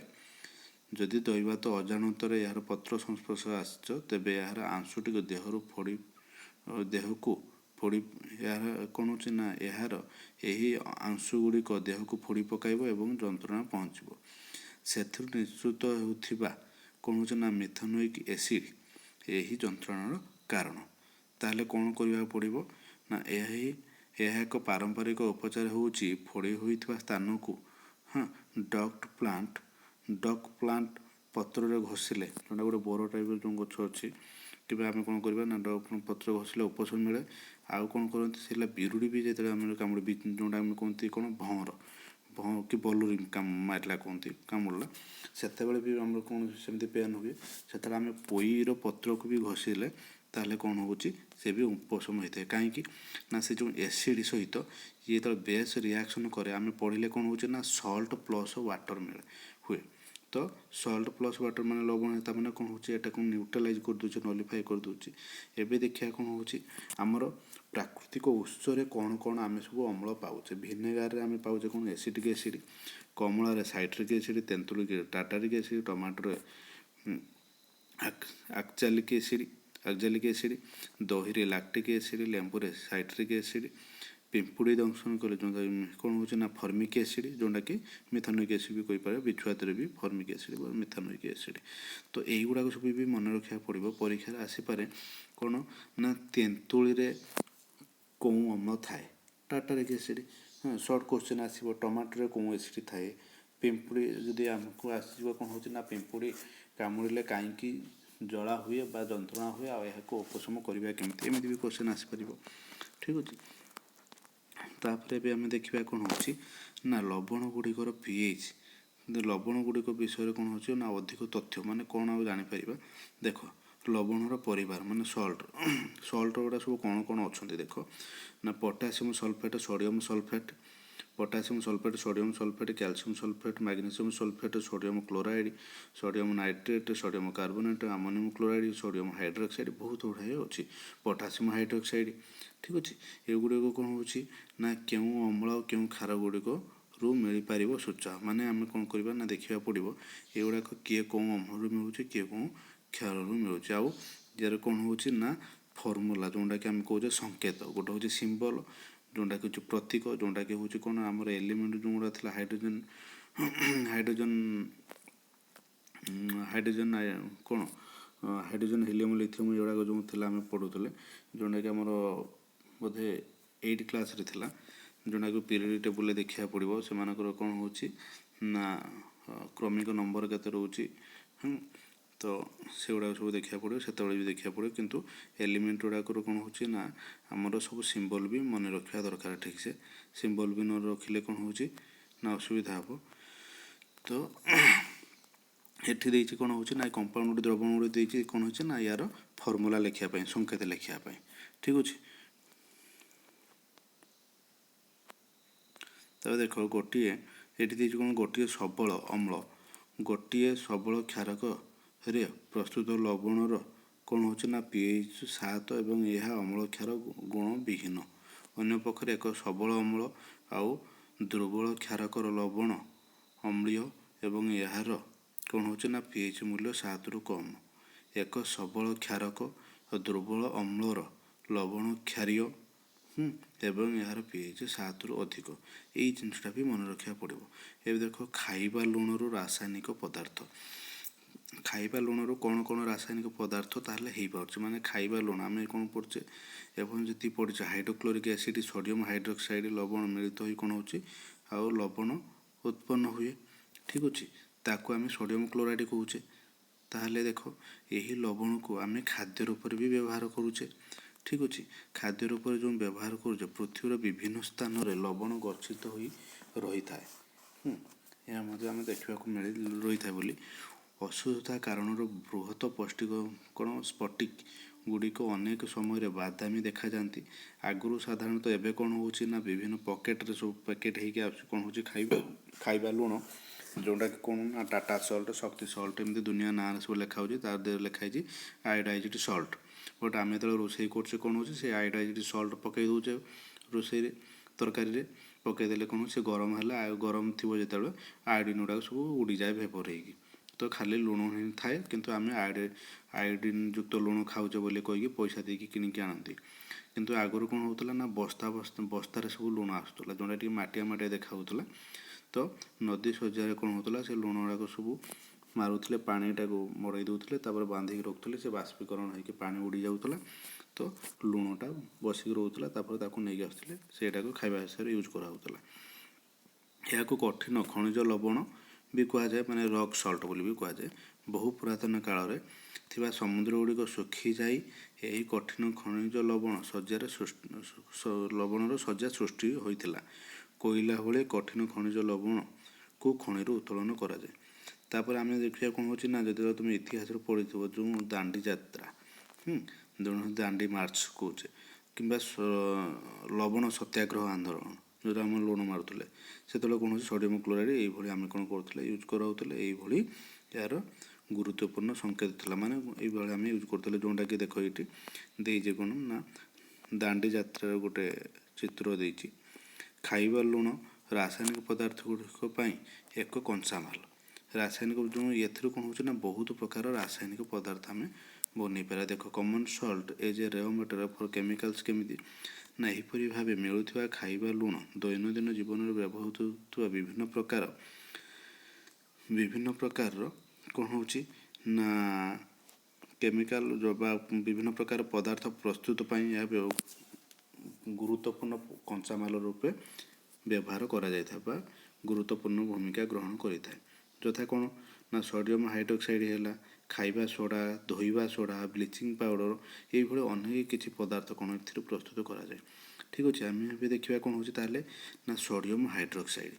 ସୋଡ଼ିୟମ ହାଇଡ୍ରୋକ୍ସାଇଡ଼୍ରେ ତାହେଲେ କ'ଣ ହେଉଛି ନା ସଂକେତ କ'ଣ ହେଉଛି ନା ହେଉଛି ତା'ର ସଂକେତ ହେଉଛି ନା NaOH, ନୁହେଁ କି ସୋଡ଼ିୟମ ହାଇଡ୍ରୋକ୍ସାଇଡ଼୍। ତାହେଲେ ବିଦ୍ୟୁତ୍ ସ୍ରୋତକୁ ସୋଡ଼ିୟମ କ୍ଲୋରାଇଡ଼ର ଜଳୀୟ ଦ୍ରବଣ ମଧ୍ୟ ଦେଇ ପ୍ରବାହିତ କରାଇଲେ ସୋଡ଼ିୟମ କ୍ଲୋରାଇଡ଼ର ବିଘଟନ ଘଟିବ, ଯାହାଦ୍ୱାରା କ'ଣ ହେଉଛି ନା ଆୟନ ଉତ୍ପନ୍ନ ହେବ।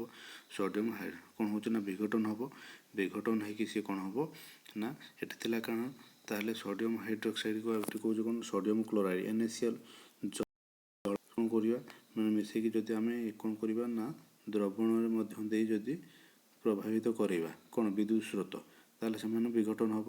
ତାହେଲେ କ'ଣ ଥିଲା ନା ସୋଡ଼ିୟମ କ୍ଲୋରାଇଡ଼୍ NaCl ପ୍ଲସ୍ ହେଇଯିବ ୱାଟର, ତାହେଲେ କ'ଣ ହେଇଯିବ NaOH ପ୍ଲସ୍ ହେଇଯିବ। କ'ଣ ହେଉଛି ନା ସୋଡ଼ିୟମ ହାଇଡ୍ରୋକ୍ସାଇଡ଼୍ ବିଘଟନ କରିବା ଦ୍ୱାରା କ'ଣ ହେଉଛି ନା କ୍ଲୋରିନ୍ ଆଲକାଲାଇନ୍ ପ୍ରଣାଳୀ କୁହାଯାଏ। ଠିକ୍ ଅଛି, ଆଉ ଥରେ କହୁଛୁ ନା ବିଦ୍ୟୁତ୍ ସ୍ରୋତକୁ ସୋଡ଼ିୟମ କ୍ଲୋରାଇଡ଼ର ଜଳୀୟ ଦ୍ରବଣ ମଧ୍ୟ ଦେଇ ପ୍ରଭାବିତ କରାଇଲେ କ'ଣ ହେଉଛି ନା ସୋଡ଼ିୟମ କ୍ଲୋରାଇଡ଼୍ ବିଘଟନ ହୋଇ କ'ଣ ହେଉଛି ସୋଡ଼ିୟମ ହାଇଡ୍ରୋକ୍ସାଇଡ଼୍ ଉତ୍ପନ୍ନ ହୁଏ। ତାହେଲେ ହେଇଯିବ କ'ଣ ହେଉଛି ନା NaOH ହେଇଯିବ। ତାହେଲେ NaOH ଯଦି ହେଇଗଲା ତାହେଲେ ସେପଟେ ହେଇଯିବ HCl। ତାହେଲେ ସୋଡ଼ିୟମ କ୍ଲୋରାଇଡ଼୍ ଯେତେବେଳେ ଜଳର ଦ୍ରବଣ ହେଉଛି ଇଲେକ୍ଟ୍ରିକ୍ ପାସ୍ କରୁଛେ, ସୋଡ଼ିୟମ ହାଇଡ୍ରୋକ୍ସାଇଡ଼୍ ହେଉଛି ଆଉ କ'ଣ ହେଉଛି HCl ହେଉଛି। ଏଇ ଯେଉଁ ମେଥଡ଼ରେ ଏଇଟାକୁ କହୁଛେ, ଏଇଟା କହୁଛେ କହିଲେ କ୍ଲୋରୋ ଆଲକାଇଲ୍ ପ୍ରଣାଳୀ ବା ମେଥଡ଼। ଠିକ୍ ଅଛି, କାରଣ ଉତ୍ପନ୍ନ ହେଉଛି କ'ଣ ହେଉଛି ନା କ୍ଲୋରୋ ପାଇଁ କ୍ଲୋରିନ୍ ଆଉ ଆଲକାଲି ପାଇଁ ସୋଡ଼ିୟମ ହାଇଡ୍ରୋକ୍ସାଇଡ଼୍। ଠିକ୍ ଅଛି, ତାପରେ ଦେଖିବା ଆମେ କ'ଣ ହେଉଛି ନା ୟାର ଦେଲା ରାସାୟନିକ ପ୍ରତିକ୍ରିୟା ଦେଇଛି। NaCl ୱାଟର ସହିତ ହେଲେ କ'ଣ ହେଉଛି ନା ଏଠି ହେଉଛି କ'ଣ ନା ୱାଟର ସହିତ ହେଲେ କ'ଣ ସୋଡ଼ିୟମ ହାଇଡ୍ରୋକ୍ସାଇଡ଼୍ ହେଲା, କ୍ଲୋରିନ୍ ହେଲା ଆଉ ହାଇଡ୍ରୋଜେନ୍ ଗ୍ୟାସ୍ ବାହାରି ଯାଉଛି। ଆଚ୍ଛା, ଏଠି ମୁଁ କହିଦେଲି କ'ଣ ହେଉଛି ନା ହାଇଡ୍ରୋକ୍ଲୋରିକ୍ ଏସିଡ଼୍ ହେଉଛି ବୋଲି। ନାଇଁ, ହାଇଡ୍ରୋକ୍ଲୋରିକ୍ ଏସିଡ଼୍ ହେଉନି, ଯେହେତୁ ସେ ଆୟନ ଫର୍ମେସନ୍ ହେଉଛି, ସେ କ୍ଲୋରିନ୍ ଗ୍ୟାସ୍ ଅଲଗା ବାହାରି ଯାଉଛି, ହାଇଡ୍ରୋଜେନ୍ ଗ୍ୟାସ୍ ଅଲଗା ବାହାରି ଯାଉଛି। ତାର ଏଇଟା ମନେ ରଖିବା। ଏବେ ଦେଖ କ'ଣ ହେଉଛି ନା ବ୍ଲିଚିଂ ପାଉଡ଼ର। ବ୍ଲିଚିଂ ପାଉଡ଼ର କ'ଣ ନା ବ୍ଲିଚିଂ ପାଉଡ଼ର ହେଉଛି ସୋଡ଼ିୟମ କ୍ଲୋରାଇଡ଼୍ ଦ୍ରବଣର ବିଦ୍ୟୁତ୍ ବିଶ୍ଳେଷଣ କଲେ କ୍ଲୋରିନ୍ ଗ୍ୟାସ୍ ନିର୍ଗତ ହୁଏ। ଏହି କ୍ଲୋରିନ୍ ଗ୍ୟାସ୍ ବ୍ଲିଚିଂ ପାଉଡ଼ର ଉତ୍ପାଦନ ପାଇଁ ବ୍ୟବହାର କରାଯାଏ, ଯେଉଁଟାକି ଶୁଷ୍କ ଚୂର୍ଣ୍ଣ ସମିତ ଚୂର୍ଣ୍ଣ ବୋଲି କହୁଛେ ସହିତ କ୍ଲୋରିନ୍ର ରାସାୟନିକ ପ୍ରତିକ୍ରିୟା ହେଉଛି ହେଲା ପରେ ସେଇଟା କ'ଣ ହେଉଛି ନା ବ୍ଲିଚିଂ ପାଉଡ଼ର ହେଉଛି। ତାହେଲେ ଦେଖ କ୍ୟାଲସିୟମ ହାଇଡ୍ରୋକ୍ସାଇଡ଼୍ ଯେତେବେଳେ କ'ଣ କରୁଛି ନା କ୍ଲୋରିନ୍ ଗ୍ୟାସ୍ ପାସ୍ କରିଦେଉଛି, ସେଟା ହେଉଛି କ'ଣ ବ୍ଲିଚିଂ ପାଉଡ଼ର ହେଇଯାଉଛି, ଯେଉଁଟାକି ହେଉଛି ଆଉ ପ୍ଲସ୍ ହେଉଛି କ'ଣ ୱାଟର ହେଉଛି। ତାହେଲେ ଏଠି ଦେଖ ବ୍ଲିଚିଂ ପାଉଡ଼ରର ବ୍ୟବହାର କ'ଣ ନା ବ୍ଲିଚିଂ ପାଉଡ଼ରକୁ ଆମେ ସାଧାରଣତଃ କପା ସୂତା ଓ ଶଣ ବସ୍ତ୍ର ବା ଲାଇଲନ୍କୁ ଆମେ କ'ଣ କରୁଛନ୍ତି ସଫା କରିବା ପାଇଁ ବ୍ୟବହାର କରିଥାନ୍ତି। କାଗଜ କଳରେ କାଠ ମଣ୍ଡକୁ ଆଉ ଲଣ୍ଡ୍ରିରେ ଲୁଗାକୁ ସଫା କରିବା ପାଇଁ ବ୍ୟବହାର କରନ୍ତି। ଅନେକ ସମୟରେ ଶିଳ୍ପରେ ଜାରକ ରୂପେ ଏହାକୁ ବ୍ୟବହାର କରାଯାଏ। ଜାରକ ମାନେ ଅକ୍ସିଡାଇଜିଂ ଏଜେଣ୍ଟ ହିସାବରେ। ତାପରେ ଆମେ କ'ଣ କରୁଛନ୍ତି, ଏଟାକୁ ଆମେ କ'ଣ କରୁଛନ୍ତି ନା ବ୍ଲିଚିଂ ପାଉଡ଼ରକୁ ଜୀବାଣୁନାଶକାରୀ ପଦାର୍ଥ ଭାବେ ଆମେ ବ୍ୟବହାର କରୁଛନ୍ତି। କ'ଣ କି ନା ଜଳକୁ ଜୀବାଣୁମୁକ୍ତ କରିବା ପାଇଁ। ଆଉ ସାଧାରଣତଃ ଆମେ ପାଇଖାନାରେ ବି ବ୍ଲିଚିଂ ପାଉଡ଼ରକୁ କିମ୍ବା ଯେଉଁ ଜାଗାରେ ଅଳିଆ ଆବର୍ଜନା ଗଦା ହେଇଥାଏ ସେ ଜାଗାରେ ବ୍ଲିଚିଂ ପାଉଡ଼ର ପକାନ୍ତି, କ'ଣ ସେଥିରେ ଯେଉଁ ରୋଗ ଜୀବାଣୁ ଥାନ୍ତି ସେମାନଙ୍କୁ ମାରିବା ପାଇଁ। ତାପରେ ଦେଖିବା ଆମେ କ'ଣ ବେକିଂ ସୋଡ଼ା ବା ଖାଇବା ସୋଡ଼ା ବେକରୀରେ ଯେହେତୁ ଏଟା ୟୁଜ୍ ହେଉଛି ସେଥିପାଇଁ ଆମେ କହୁଛନ୍ତି ବେକିଂ। ବେକରୀ ମାନେ କ'ଣ ସେ ଯେଉଁ ବ୍ରେଡ଼୍ ବନା ହେଉଛି ବ୍ରେଡ଼ ଯେଉଁ ପାଉରୁଟି ବନା ହେଉଛି ସେଥିରେ ଯେଉଁ କ'ଣ ହେଉଛି ନା ୟୁଜ୍ କରାହେଉଛି ବୋଲି ଆମେ ସେଇ ହିସାବରେ କହୁଛୁ ବେକରୀ ବା ବେକିଂ ସୋଡ଼ା। ରୋଷେଇ ଘରେ ସୁସ୍ୱାଦୁ ଯେଉଁ ମସଲା ଆମେ ଯେଉଁ ବରା ପକୁଡ଼ି ପିଆଜି ସବୁ ଯେଉଁ ଛାଣୁଛନ୍ତି ତ ସେଥିପାଇଁ ଆମେ କ'ଣ କରୁଛନ୍ତି ନା ଏଇଟାକୁ ବ୍ୟବହାର କରିଥାନ୍ତି। ଏଇଟା ବ୍ୟବହାର କଲେ କ'ଣ ହେଉଛି ନା ଇଏ କ'ଣ କରିବ ନା ସେଟାକୁ ସିଝେଇବାରେ ସାହାଯ୍ୟ କରିବ। ଆଉ ସେଥିରେ କ'ଣ ହେଉଛି ନା ରିଆକ୍ସନ୍ କରିକି କାର୍ବନ୍ ଡାଇଅକ୍ସାଇଡ଼୍ ଗ୍ୟାସ୍ଟା ଯେଉଁ ବାହାରିବନି କି ସିଏ କ'ଣ କରିବ ତାକୁ ହାଲକା କରାଇଦିଏ। ତ ସେଥିପାଇଁ ଆମେ ଏଇଟା ବ୍ୟବହାର କରୁଛନ୍ତି। ତାହେଲେ ଦେଖ ଏଇ ଯୌଗିକ ରାସାୟନିକ ନାମ ହେଉଛି ସୋଡ଼ିୟମ୍ ହାଇଡ୍ରୋଜେନ୍ କାର୍ବୋନେଟ୍ ଓ ସୋଡ଼ିୟମ୍ ବାଇକାର୍ବୋନେଟ୍ କହିପାରିବା। ଏହା ପ୍ରସ୍ତୁତ କରିବା ପାଇଁ ବ୍ୟବହାର କେମିତି କରାହେଉଛି କଞ୍ଚାମାଲ ଦେଖ ସୋଡ଼ିୟମ୍ କ୍ଲୋରାଇଡ଼୍ ଯେତେବେଳେ ୱାଟର ଆଉ କାର୍ବନ୍ ଡାଇଅକ୍ସାଇଡ଼୍ ଆମୋନିଆ ସହିତ ରାସାୟନିକ ପ୍ରତିକ୍ରିୟା ହେଉଛି ତାହେଲେ କ'ଣ ହେଉଛି ଆମୋନିୟମ୍ କ୍ଲୋରାଇଡ଼୍ ହେଉଛି ଆଉ ସୋଡ଼ିୟମ୍ ହାଇଡ୍ରୋଜେନ୍ କାର୍ବୋନେଟ୍ ବା ସୋଡ଼ିୟମ୍ ବାଇକାର୍ବୋନେଟ୍ ହେଉଛି। ଠିକ୍ ଅଛି। ତାହେଲେ ଏହାର ବ୍ୟବହାର କ'ଣ ଆମେ ଜାଣିବା। ଏହାର ବ୍ୟବହାର କ'ଣ ନା ୟାର ବହୁତ ଗୁଡ଼ାଏ ବ୍ୟବହାର ରହିଛି। ଦେଖ ଯେତେବେଳେ ସୋଡ଼ିୟମ୍ ହାଇଡ୍ରୋଜେନ୍ କ୍ଲୋରାଇଡ଼୍ ବା ସୋଡ଼ିୟମ୍ ବାଇକାର୍ବୋନେଟ୍କୁ ଯେତେବେଳେ ଆମେ ସପୋଜ୍ କ'ଣ କଲେ ଆମେ କିଛି ବେକିଂ ସୋଡ଼ା ଖାଇବା ସୋଡ଼ା ସପୋଜ୍ ବରା ଛାଣିଲା ବେଳେ ପକାଇଦେଲେ ବିରିରେ, ତାପରେ ତାକୁ ଆମେ ଛାଣିଲେ ସେ କ'ଣ ହେଉଛି ନା ତାପ ପାଇଲା ହିଟ୍ ପାଇଲା କ'ଣ ହେଉଛି ନା ସୋଡ଼ିୟମ୍ କାର୍ବୋନେଟ୍ ହେଉଛି ୱାଟର ହେଲା ଆଉ କାର୍ବନ୍ ଡାଇଅକ୍ସାଇଡ଼୍। ସେ ଯେଉଁ କାର୍ବନ୍ ଡାଇଅକ୍ସାଇଡ଼୍ ଗୋଟେ ଗ୍ୟାସ୍ ଗୁଡ଼ା ସବୁ ରିଲିଜ୍ ହେବ ନା ସେତେବେଳେ କ'ଣ ହେଉଛି ତାକୁ ସ୍ପଞ୍ଜି ମାନେ ହାଲକା କରିଦେବ ଫମ୍ପା। ସେଥିପାଇଁ ସେ କ'ଣ କରୁଛି ନା ଅଳ୍ପ ଟିକେ ନେଇକି ପକାଇଥିବା ସେ ବହୁତ ସାଇଜ୍ ବଡ଼ କରିଦେବ ଫୁଲି ଯାଇଥିବ। ଏବେ ଦେଖିବା କ'ଣ ହେଉଛି ୟାର ବ୍ୟବହାର କ'ଣ ନା ଏଟାକୁ ଆମେ କ'ଣ କରୁଛନ୍ତି ନା ବେକିଂ ପାଉଡ଼ର ପ୍ରସ୍ତୁତ ଗଲା କ'ଣ ହେଉଛି ନା ବେକିଂ ପାଉଡ଼ର ବା ବେକିଂ ସୋଡ଼ା ଟାର୍ଟାରିକ୍ ଏସିଡ଼୍ ପରି ମୃଦୁ ଖାଦ୍ୟ ଉପଯୋଗୀ ଅମ୍ଳର ଏକ ମିଶ୍ରଣ। ମାନେ ଆମେ ଯେଉଁ କ'ଣ ହେଉଛନ୍ତି ନା ମୃଦୁ ଜଳ ଯେଉଁଟାକି କୋଲ୍ଡ ଡ୍ରିଙ୍କସ୍ ପିଉଛୁ ତା ପାଇଁ ସେଥିରେ ବି ମିଶିଥିବ। ଯେତେବେଳେ ବେକିଂ ପାଉଡ଼ରକୁ ଗରମ କରାଯାଏ କିମ୍ବା ଜଳରେ ମିଶାଯାଏ କ'ଣ ରାସାୟନିକ ପ୍ରତିକ୍ରିୟା ହୁଏ ସେ ଏଇଠି ଦେଖେଇଛି। କ'ଣ ହେଉଛି ନା ସୋଡ଼ିୟମ୍ ବାଇକାର୍ବୋନେଟ୍ ଯେଉଁଟାକି ଜଳ ସହିତ ମିଶିଲା ପରେ କୌଣସି ଗୋଟେ ଅମ୍ଳ ସହିତ ମିଶିଲା ପରେ କାର୍ବନ୍ ଡାଇଅକ୍ସାଇଡ଼୍ ପ୍ଲସ୍ କ'ଣ ହେଉଛି ନା ୱାଟର ଆଉ କ'ଣ ହେଉଛି ନା ଅମ୍ଳର ସୋଡ଼ିୟମ୍ ଲବଣ ପ୍ରସ୍ତୁତ ହେଉଛି। ତାହେଲେ ହେଉଛି କ'ଣ ନା ରାସାୟନିକ ପ୍ରତିକ୍ରିୟା ସମୟରେ ସୃଷ୍ଟି ହେଉଥିବା କାର୍ବନ୍ ଡାଇଅକ୍ସାଇଡ଼୍ ପାଉରୁଟି କିମ୍ବା କେକ୍କୁ ଫୁଲାଇ ନରମ ଆଉ ସଚ୍ଛିଦ୍ର କରାଯାଏ ଯେଉଁଟାକି ସ୍ପଞ୍ଜି କରିଥାଏ। ତାପରେ ଦେଖିବା କ'ଣ ହେଇଛି ସୋଡ଼ିୟମ୍ ହାଇଡ୍ରୋକ୍ସାଇଡ଼୍ କ'ଣ ହେଉଛି ନା ଯେତେବେଳେ କ'ଣ ହେଉଛି ନା ସୋଡ଼ିୟମ୍ ବାଇକାର୍ବୋନେଟ୍ ବା ସୋଡ଼ିୟମ୍ ହାଇଡ୍ରୋଜେନ୍ କାର୍ବୋନେଟ୍ ପ୍ରତି ଅମ୍ଳ ଗୁଡ଼ିକ ସହ ଏକ ଉପାଦାନ ଅଟେ। ପ୍ରତି ଅମ୍ଳ ଗୁଡ଼ିକର ଏକ ଉପାଦାନ ଅଟେ। କ୍ଷାର ହୋଇଥିବା ହେତୁ ଏହା ପାକସ୍ଥଳୀରେ ଅଧିକ ଅମ୍ଳକୁ ପ୍ରଶମିତ କରାଏ ଆଉ ଯନ୍ତ୍ରଣାର ଉପଶମ କରାଏ। ଏହା ମଧ୍ୟ ସଢ଼ା ଅମ୍ଳ ବା ସଢ଼ା ଏସିଡ଼୍ ଅଗ୍ନି ନିର୍ବାପକ ଯନ୍ତ୍ରରେ ବି ବ୍ୟବହାର କରାଯାଏ। ତାପରେ ଆମେ ଦେଖିବା ଧୋଇବା ସୋଡ଼ା ଯେଉଁଟାକି ହେଉଛି କ'ଣ ନା ୱାସିଂ ପାଉଡ଼ର। ଦେଖୁଛ ଆଜିକାଲି ବହୁତ ପ୍ରକାର ୱାସିଂ ପାଉଡ଼ର ଅଛି। Nirma powder washing powder Nirma ସେ ଘଡ଼ି ଡିଟର୍ଜେଣ୍ଟ ଏରିଏଲ୍ କେତେ କ'ଣ ସବୁ ବାହାରୁଛି। ସେ ଯେଉଁ ଦେଖ ତାର ଖାଲି କ'ଣ କରୁଛନ୍ତି ନା ବାସ୍ନା ମିଶାଇ ଦେଉଛନ୍ତି ଟିକେ ଚେଞ୍ଜ କରିଦେଉଛନ୍ତି ନହେଲେ ସବୁ ସେଇ ସଫା କରିବା ପାଇଁ ୟୁଜ୍ କରା। ତାହେଲେ ଦେଖ ସୋଡ଼ିୟମ୍ କ୍ଲୋରାଇଡ଼୍ରୁ ବି ଏହା କେମିତି କ'ଣ ହେଉଛି ନା ହେଉଛି। ଏହାର ରାସାୟନିକ ପଦାର୍ଥ ହେଉଛି କ'ଣ ସୋଡ଼ିୟମ୍ କ୍ଲୋରାଇଡ଼୍ ଆଉ କ'ଣ ହେଉଛି ନା 10 ୱାଟର ଯେଉଁଟାକି କ'ଣ ହେଉଛି ନା ଲୁଗାଧୁଆ ସୋଡ଼ା ବା ଧୋଇବା ସୋଡ଼ା ବୋଲି ଆମେ ଏଟାକୁ କହୁଛନ୍ତି। ତାହେଲେ ଦେଖ ବେକିଂ ସୋଡ଼ାକୁ ଗରମ କଲେ ସୋଡ଼ିୟମ୍ ବାଇକାର୍ବୋନେଟ୍ ମିଳେ। ସୋଡ଼ିୟମ୍ କାର୍ବୋନେଟ୍କୁ ପୁନଃ ପ୍ରସ୍ତୁତିକରଣ କଲେ କ'ଣ ହେଉଛି ନା ଧୋଇବା ସୋଡ଼ା ମିଳେ। ତାହେଲେ ଦେଖ ସୋଡ଼ିୟମ୍ କାର୍ବୋନେଟ୍ ଯେଉଁ ତାକୁ କ'ଣ କରୁଛି ନା 10 ୱାଟର ମଲିକ୍ୟୁଲ୍ ସହିତ କ'ଣ ହେଉଛି ନା ମିଶାଇଲେ ଜଳ ସହିତ ତାହେଲେ କ'ଣ ହେଉଛି ନା ଆମର ଧୋଇବା ସୋଡ଼ା ପ୍ରସ୍ତୁତ ହେଉଛି। ଧୋଇବା ସୋଡ଼ାର ବ୍ୟବହାର କ'ଣ ନା ଏହାକୁ କାଚ ସାବୁନ କାଗଜ ଶିଳ୍ପରେ ବ୍ୟବହାର କରାଯାଏ। ଆଉ ବରାକସ୍ ପରି ସୋଡ଼ିୟମ୍ ଯୌଗିକ ଗୁଡ଼ିକ ଉତ୍ପାଦନ କରିବା ପାଇଁ ଏହାକୁ ମଧ୍ୟ ବ୍ୟବହାର କରାଯାଏ। ଘର ସଫା କରିବା କାର୍ଯ୍ୟରେ ବ୍ୟବହାର କରାଯାଉଛନ୍ତି। ଆମର ଯେଉଁ ବାସନ ଧୋଇବା ପାଇଁ ହେଲା କପଡ଼ା ଧୋଇବା ପାଇଁ ହେଲା ଜଳର ସ୍ଥାୟୀ ଖରତ୍ୱ ଦୂର କରିବା ପାଇଁ ବି ମଧ୍ୟ ଏହାକୁ ବ୍ୟବହାର କରାଯାଏ। ଏବେ ଦେଖିବା କ'ଣ ହେଉଛି ନା ଲବଣ ଗୁଡ଼ିକର ସ୍ଫଟିକ ପ୍ରକୃତିର ଶୁଷ୍କ କି ମାନେ ଯେଉଁଟାକି ଦେଇଛି କ'ଣ ହେଉଛି ନା ତୁମ ପାଇଁ କାମ ଏଇଟା ଦେଖିବ।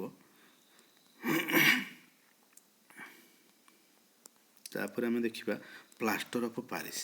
ପ୍ଲାଷ୍ଟର ଅଫ୍ ପ୍ୟାରିସ୍ ଦେଖ ଏଇଟା ବି ଗୋଟେ କୋଶ୍ଚିନ୍ ଆସିବ। ଦେଖ ଏଗୁଡ଼ା ସବୁ ସର୍ଟ କୋଶ୍ଚିନ୍ ଆସିପାରିବ। କ'ଣ ନା ପ୍ଲାଷ୍ଟର ଅଫ୍ ପ୍ୟାରିସ୍ର କ'ଣ ହେଉଛି ନା ବ୍ୟବହାର କ'ଣ ୟାର ପ୍ରସ୍ତୁତି କେମିତି ୟାର କାହା ସହିତ କେମିତି ପ୍ରସ୍ତୁତି କରାହେଉଛି ୟାର ବ୍ୟବହାର କ'ଣ ଠିକ୍ ଅଛି। ଆଉ ୟାର ହେଉଛି କ'ଣ କେମିକାଲ୍ ଫର୍ମୁଲା କ'ଣ ସେଟା ବେକିଂ ସୋଡ଼ା ଖାଇବା ସୋଡ଼ା ଏଗୁଡ଼ା ସବୁ କୋଶ୍ଚିନ୍ ଆସିପାରିବ। तो ये देख कौन हो ना प्लास्टर ऑफ प्यारिस जोटा जिप्सम को 373 केल्विन देख टेम्परेचर कौन हो ना यूनिट एकक हूँ कौन डिग्री केल्विन अच्छी आ गोटे डिग्री सेल्सियस अच्छी गोटे डिग्री फारेनहाइट ये केल्विन लिखाई केल्विन कौन तापमात्रा उत्तप्त कले यह जल अणु हराए एवं कैल्शियम सल्फेट हाँ हेमिहाइड्रेट रे परिणत हुए यह प्लास्टर ऑफ प्यारिस कहुए भांगी जाइथिबा हाड़ को जो आम कौन हो ना पड़ जाऊे हाथ गोड़ भांगी जाऊँगी आम जो कौन हो ना बोन फ्रैक्चर हो हाड़ भांगी जाऊँगी से जोड़ापी कौन कर प्लास्टर प्यारिस आम कौन कर प्लास्टर कर दिखती कपड़ार गज कनर बांधिकी टाइट करके प्लास्टर करदे कौन हो हाड़टा एपट सेपट हो पार डिसलोकेसन हो पार जहाँफल कि कौन हम ना ये गोटे जगार फिक्स होमको दिखती खाइले 20-21 दिन पर कौन हो से हाड़टा जोड़ी जाए ठीक अच्छे से प्लास्टर प्यारिस को कौन करें ना प्लास्टर हिसाब से व्यवहार करती या भी मूर्ति बनवाई भी व्यवहार करती ठीक अच्छे ता छड़ा आमको कौन कर कंढे किसी साज सामग्री बनवाई भी व्यवहार कराऊँगी हाँ आजिकल भी यहाँ को भी यूज कर व्यवहार करी आम जो फ्लायास भी बनाऊँ जो जिप्सम अच्छी से नहीं व्यवहार कराऊँगी ठीक अच्छे तो आज ताहले आम ए विषय पढ़ले कौन ना अम्ल कौन क्षार कौन लवण कौन अम्ल कौन क्षार कौन लवण कौन तापर अम्ल क्षार लवणकर कौन सब धर्म सब रही क्या सहित रासायनिक प्रतिक्रिया कले कौन होमानकर गाढ़ता केते केमती जानिबा आउ कौन कौन आमर सब अच्छी जोटा कि प्राकृतिक माने उत्स माने सोर्स जार कौन हो ना कौन कौन अम्ल मिलूँ से विषय आउ तापर आम भी देखा कौन हो ना कौन कौन शिखिले देख अम्ल क्षारक सूचक गुड़िक हूँ रंजक बा कलर जोटा हो गुड़ाक आम कौन कर व्यवहार करें जोटा कि आम कर इलेक्ट्रिक पेपर है कि पीएच मीटर है ठीक अच्छे तापर धातु सहित रिएक्शन कले कौन हो प्रतिक्रिया कले अधातु सहित हेल्ले कौन हो अम्ल क्षारकर जलीय द्रवण विद्युत प्रवाहित हुए कारण कौन हो ना सी कौन कर हाइड्रोजन आयन जो आयन पर ये करती तापर तार पीएच स्केल कौन से जिनसा पढ़े तो ये देख तुम क्वेश्चन आंसर कर जदि क्वेश्चन आंसर जदि किसी डाउट है ताहले कह नेक्स्ट क्लास आम पढ़ा कौन ना नेक्स्ट क्लास अच्छी देखुची धातु अधातु ए पढ़ा कौन ना धातु कौन अधातु कौन आ उपधातु कौन ठीक अच्छे तापर कौन धातुर अधातु आ उपधातु मध्य पार्थक्य कौन ठीक अच्छे से सब विषय पढ़ा तापर एलओ अच्छी उपधातु पर एलओ अच्छी से सब डिटेल्स देखा ठीक अच्छे।